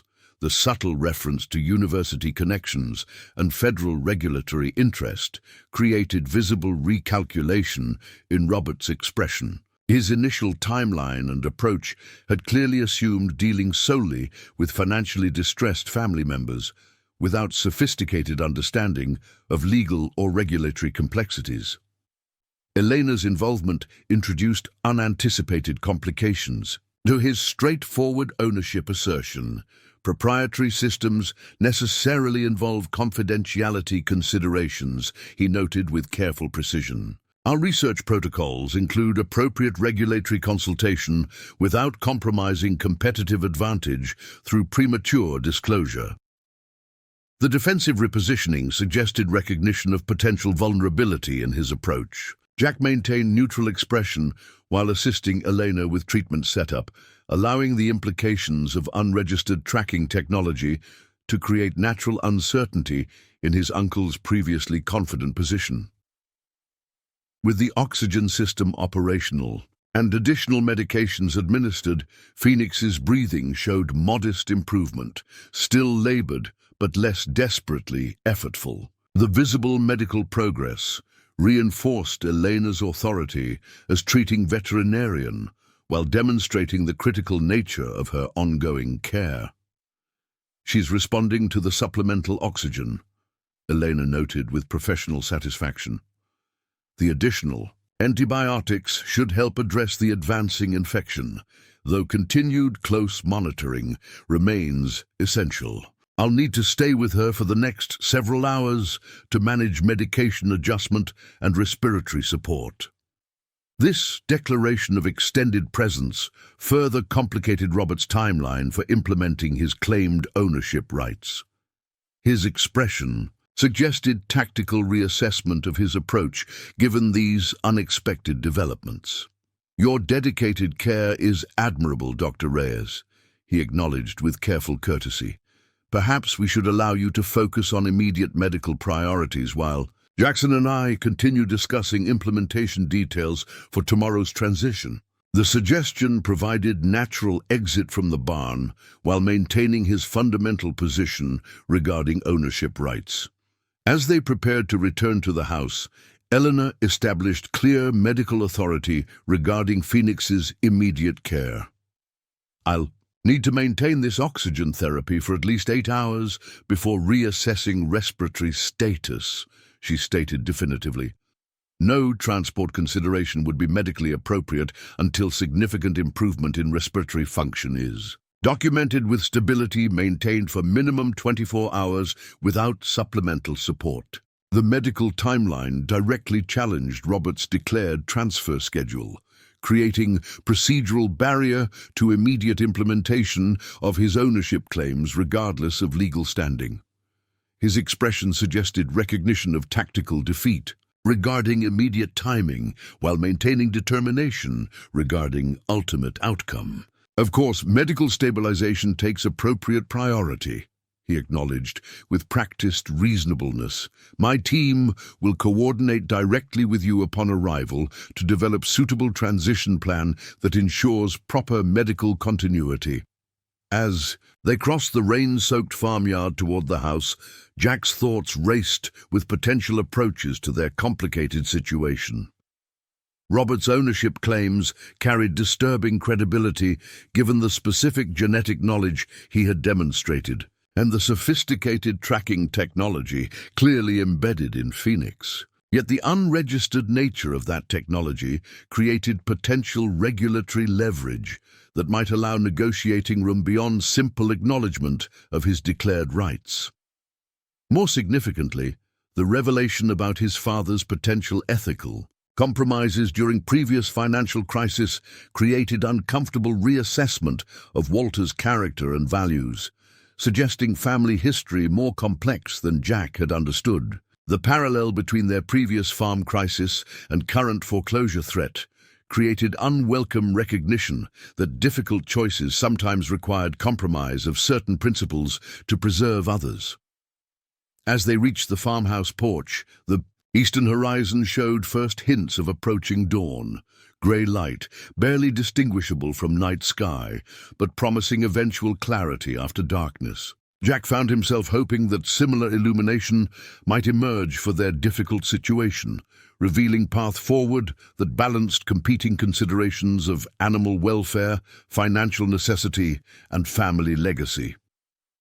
Inside, they found Emma seated beside Walter's bed, concern evident in her expression as she monitored her grandfather's restless sleep.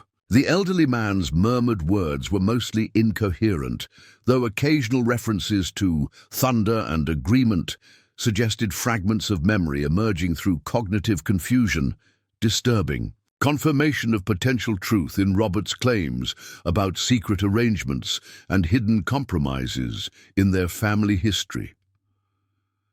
The approaching dawn brought no easy answers for Riverbend Farm's complex circumstances.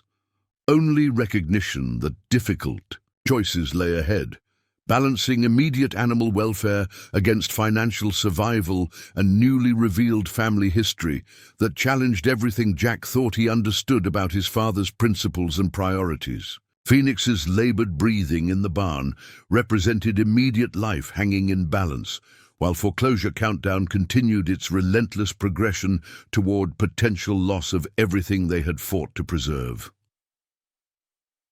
The morning sun cast long shadows across Riverbend Farm as Jack stood on the porch watching the driveway with growing tension. It was nearly 9 o'clock, the time Robert had indicated his team would arrive to implement their claimed ownership rights to Phoenix and select cattle from the Mercer herd. Despite the impending confrontation, Jack felt strangely calm, the clarity that sometimes emerges after sleepless nights settling over him. The hours since Robert's pre-dawn arrival had passed in a blur of activity. Elena had remained with Phoenix. Throughout the night, the mare's condition stabilizing under her dedicated care, but still far from suitable for transport. Emma had finally fallen asleep beside Walter's bed, her protective vigilance extending to her grandfather, whose confused murmurings about thunder and the agreement had gradually subsided into more peaceful sleep. Jack had spent the intervening hours reviewing the contract Robert had presented, searching for any weakness that might provide leverage. The document appeared disturbingly legitimate. Walter's signature matched exemplars from family records, The notarization seemed properly executed, and the terms contained specific language regarding genetic material retention rights that aligned with Robert's assertions about Thunder's bloodline. Jack had also placed early morning calls to Martin Abernathy, the elderly lawyer who had handled the farm's limited legal matters for decades, and Sarah's cousin Daniel, who practiced agricultural law 3 states away. These genetic retention clauses were experimental when this agreement was signed, Daniel had explained. Courts have established mixed precedent regarding enforceability, particularly when genetic material crosses multiple generations without continuous ownership documentation. The sound of approaching vehicles interrupted his reflections. A convoy of 3 vehicles appeared at the farm entrance, Robert's black SUV leading, followed by an expensive-looking pickup truck pulling what appeared to be a specialized horse trailer, and finally a large van marked with the Mercer Equine Genetics logo. Jack stepped back into the house, gently waking Emma before checking on Walter, who remained asleep. "They're here," he said simply when his daughter joined him at the window, her expression transitioning from confusion to focused determination. "What are we going to do?" she asked, the question encompassing their entire precarious situation. Jack's phone vibrated with an incoming text from Elena. "Phoenix stable but critical. Respiratory function improving with oxygen support but still compromised. Cannot medically approve transport. County regulations require attending vet certification for critical animal transport. I've documented her condition officially." "First, we protect Phoenix based on medical necessity," Jack answered, showing Emma the text. "Then we negotiate rather than surrender. There's potential legal complexity to these genetic claims that might provide leverage." Emma's expression revealed skepticism about negotiating with someone whose approach to animal welfare violated her core values. "He deliberately abandoned her, Dad. He caused her suffering. How do we negotiate with someone who does that?" A firm knock announced the unavoidable confrontation. Robert stood on the porch with 2 individuals in professional attire. "Jackson," he greeted with businesslike efficiency. "This is Dr. Abrams, our Chief Veterinary Officer, and Ms. Winters, Legal Counsel for Mercer Equine Genetics. We're here to implement the agreement terms as discussed." Jack maintained his position in the doorway. "Phoenix's medical condition remains critical according to her attending veterinarian. County regulations require certification before transport of critically ill animals, which Dr. Reyes has explicitly declined to provide given the mare's respiratory compromise." Dr. Abrams stepped forward, her professional demeanor suggesting genuine medical expertise. "I've reviewed the initial assessment information. While the mare's condition certainly requires careful management, our mobile treatment unit includes advanced respiratory support equipment. I'd like to conduct my own examination to determine appropriate transition protocols." Jack nodded without enthusiasm. "Dr. Reyes is currently with Phoenix in the barn. Any examination should be conducted with her present as attending veterinarian." Inside the barn, they found Elena monitoring Phoenix's oxygen levels while adjusting medication flow through the IV line. The mare's condition showed modest improvement, her breathing still labored but less desperately effortful, her posture slightly more natural. Elena looked up at their entrance, her professional expression revealing neither surprise nor immediate opposition. "Professional courtesy permits examination with patient welfare as primary consideration," she said in response to Jack's introduction of Dr. Abrams. "I've documented Phoenix's current status in official medical records, reflecting critical respiratory compromise requiring continued intensive support." Dr. Abrams approached with appropriate professional respect, acknowledging Elena's primary position while establishing her own credentials. The subsequent examination was thorough and professionally conducted, Dr. Abrams demonstrating genuine medical knowledge rather than merely serving Robert's interests. The pulmonary congestion remains significant, she acknowledged after completing her examination. However, our mobile treatment unit includes pressure-regulated oxygen delivery systems specifically designed for compromised respiratory patients. With appropriate sedation and continuous monitoring, transport could be accomplished with acceptable risk parameters. Elena maintained professional composure while challenging this assessment. County transport regulations for critical equine. Patients require certification of medical stability by attending veterinarian, which I cannot provide given current respiratory compromise and infection progression. The professional disagreement established procedural impasse that temporarily protected Phoenix regardless of ownership determination. Robert turned to Ms. Winters, who extracted a tablet computer from her briefcase. We anticipated potential medical complications, she stated with practiced professional neutrality. Section 14.3 of the original agreement specifically addresses veterinary disputes regarding animal transfer, establishing independent medical review protocol through County Agricultural Board. I've taken liberty of scheduling emergency review panel for noon today. This procedural maneuver revealed sophisticated preparation beyond what Jack had anticipated. The County Agricultural Board maintained emergency review panels specifically for resolving livestock welfare disputes, typically completing determinations within hours. That still leaves the underlying question of ownership validity unresolved, Jack noted. The genetic retention claims in this agreement involve complex legal considerations that would require proper judicial review. Ms. Winters' expression suggested the objection was anticipated. Ownership determination precedes transfer logistics. The agreement's validity can be addressed through appropriate legal channels while immediate implementation proceeds. Jack's phone vibrated with an incoming text from Emma. Walter, awake and lucid, asking for you urgently. Says he has critical information about Thunder and the agreement. Come immediately, but don't bring Robert. I should check on my father, Jack stated with deliberate casualness. His medication is due, and Emma may need assistance with his morning care routine. Inside the house, he found Walter sitting upright in bed, unusual position given his typical morning weakness following stroke complications. More striking was his father's eyes, clear and focused in a way Jack hadn't witnessed in months. The confusion that typically clouded his expression temporarily lifted. You found her, Walter stated without preamble, his voice stronger than Jack had heard since the stroke. Thunder's daughter came home. The direct reference to Phoenix's connection to Thunder confirmed Robert's claims while suggesting Walter possessed awareness they hadn't recognized. Jack sat beside the bed, Emma positioned protectively on Walter's other side, both recognizing the precious rarity of this moment of clarity. Yes, Dad. Phoenix is here, Jack confirmed gently.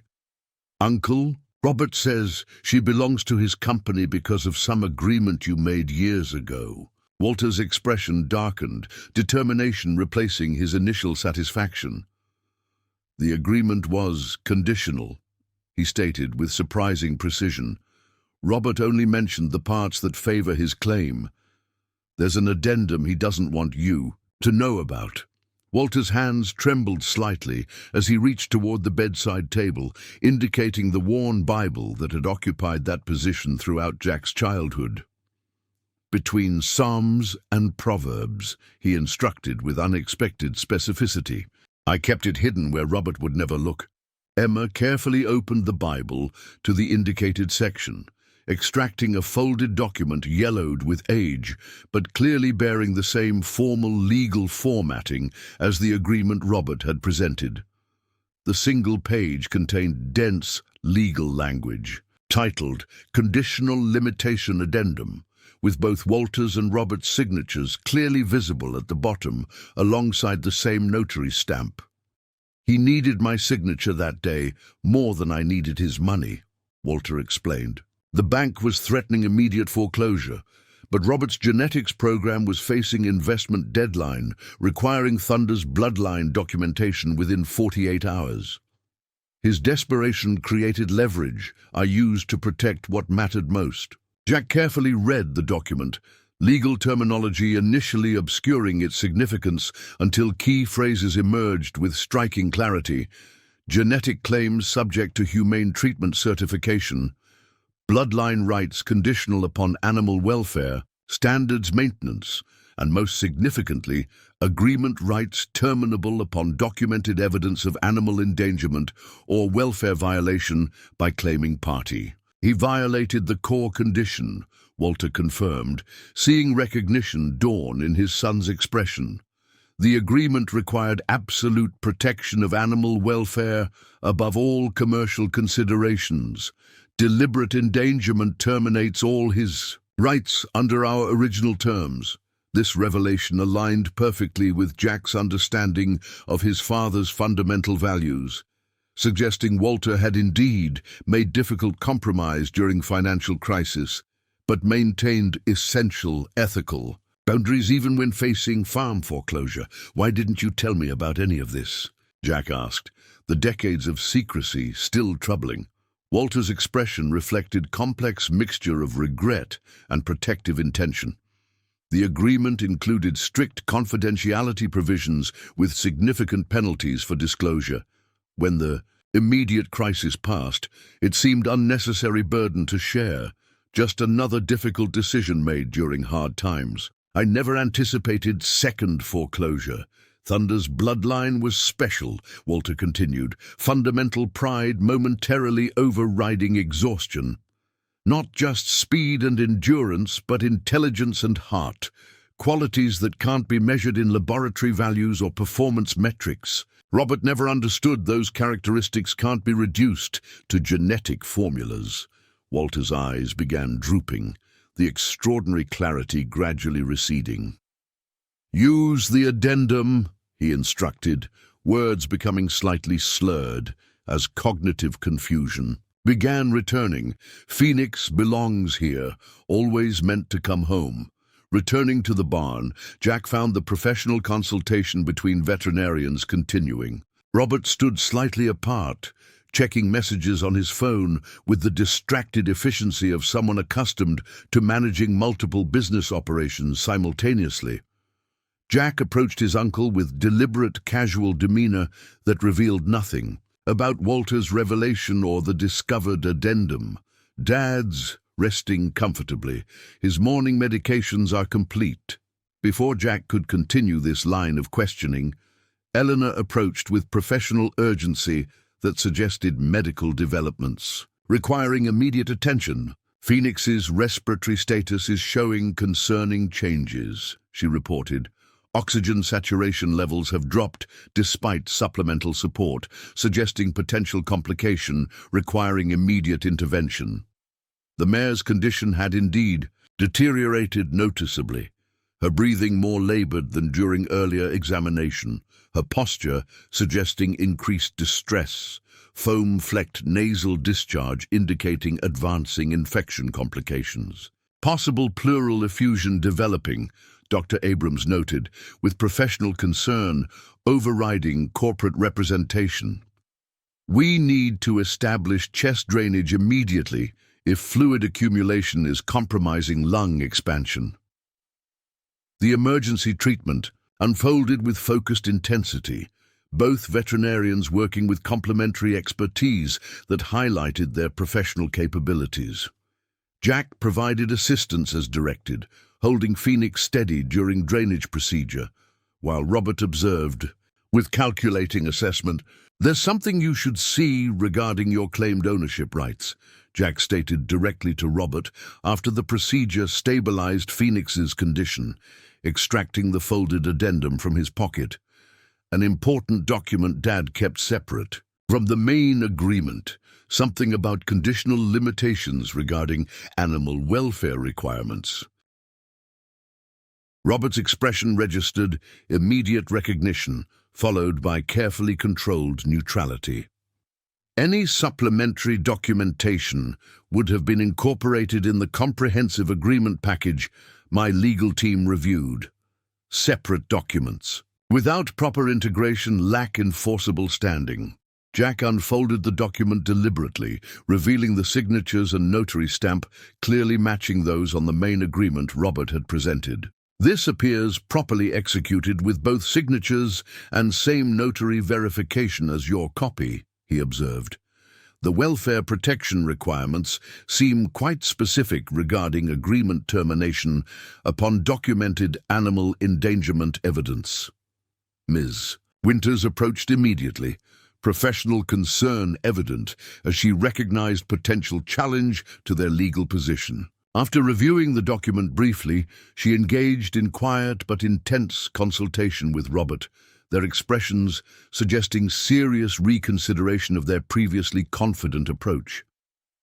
After several minutes of private consultation, Robert approached Jack with significantly altered demeanor, professional confidence replaced by calculated reassessment. This document requires proper authentication and contextual legal review, he stated, attempting to maintain authoritative tone despite clearly defensive repositioning. Implementation proceedings should be temporarily suspended pending comprehensive legal assessment of purported conditional limitations. The tactical retreat represented significant victory despite its careful wording to avoid acknowledging the addendum's validity. By requesting implementation suspension rather than proceeding with previously declared timeline, Robert was effectively conceding that the addendum created sufficient legal uncertainty to justify postponing his claims. Proper legal review seems appropriate, given the document's potential implications, Jack agreed with deliberate reasonableness. Phoenix's medical condition requires immediate priority attention regardless of ownership determination, with continued treatment by her attending veterinarian until her respiratory crisis resolves. The pleural drainage has temporarily stabilized respiratory function, Dr. Abrams reported, addressing both Robert and Jack with professional neutrality. However, continued intensive support remains essential for minimum 72 hours with transportation, absolutely contraindicated during this critical stabilization period. This medical assessment from Robert's own veterinarian created additional procedural protection against immediate removal attempts. Ms. Winters concluded her detailed examination of the addendum, her expression suggesting reluctant recognition of potentially valid legal complications. This requires comprehensive review by our corporate legal department, she advised Robert quietly. The conditional limitation language presents potential enforceability questions that should be properly addressed before proceeding with implementation efforts. Perhaps we should establish interim care protocols while legal review proceeds, Jack suggested, offering constructive framework rather than oppositional positioning.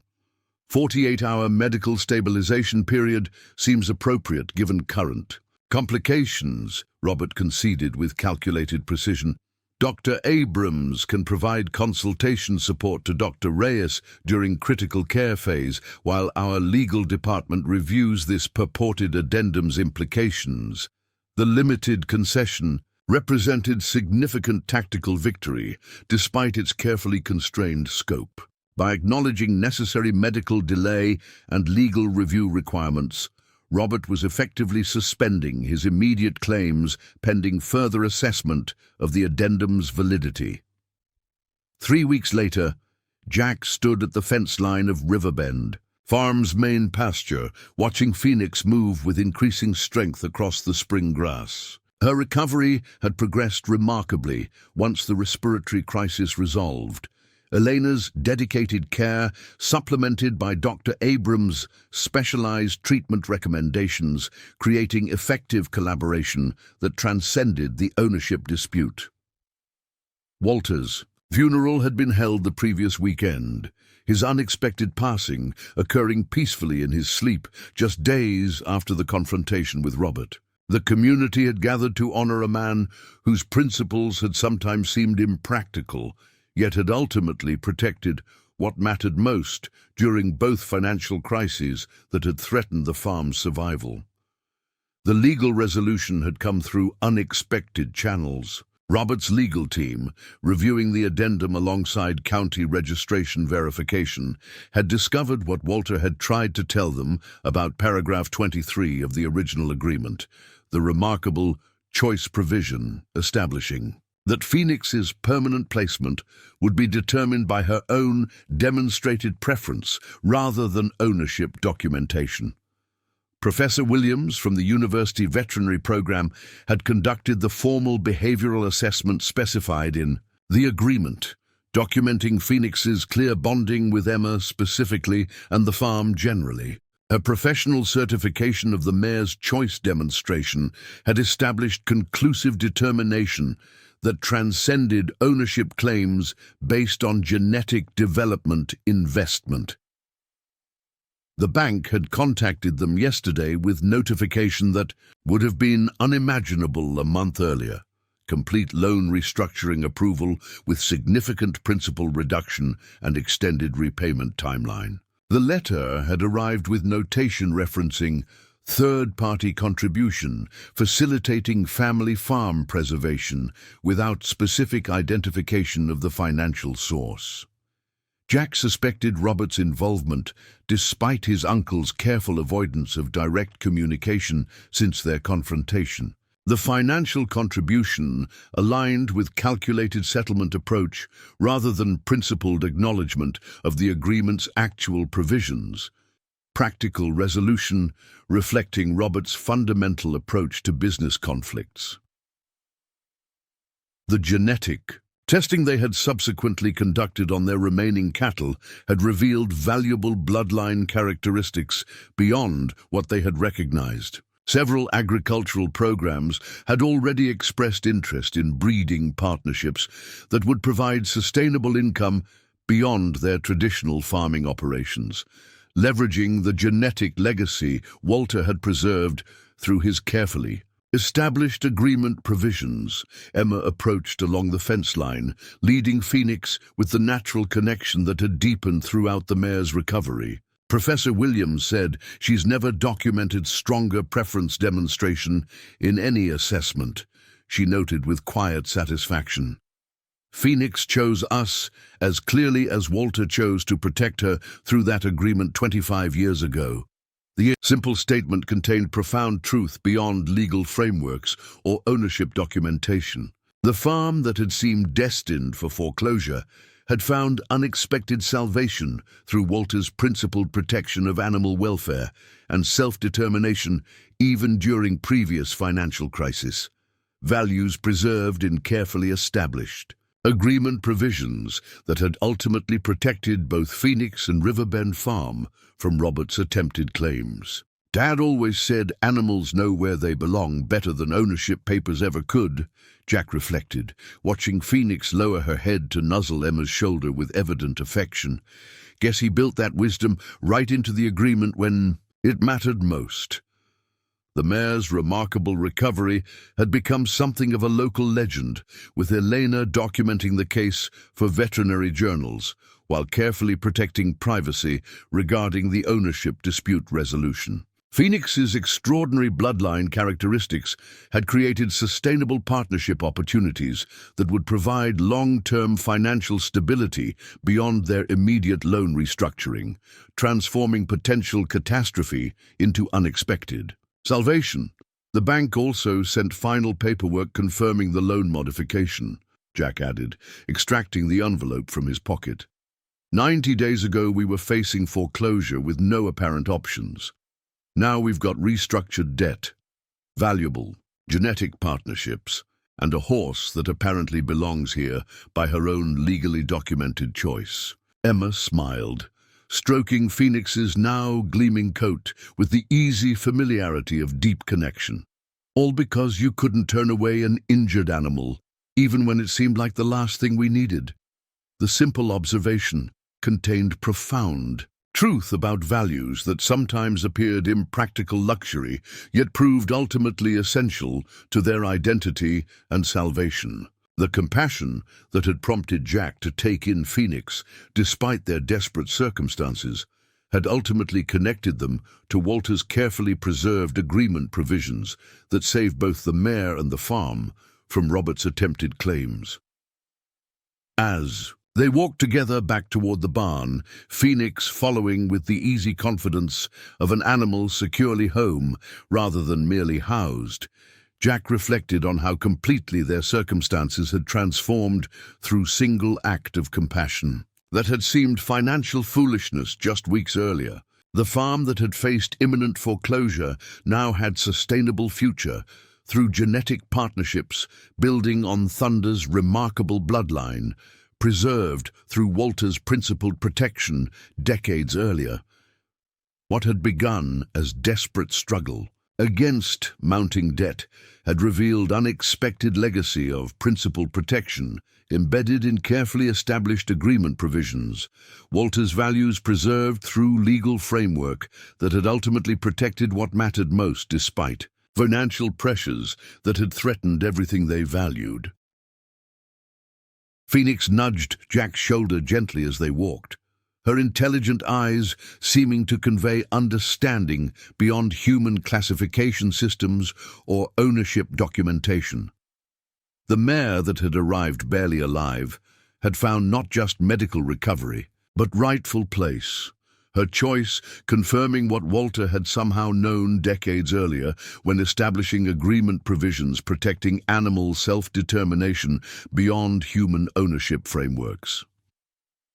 The broke farmer, who had taken in an injured horse against all practical financial considerations, had discovered something far more valuable than monetary compensation or debt restructuring, connection to legacy of principled protection that transcended financial calculations while ultimately preserving what mattered most through crisis that had threatened everything they valued.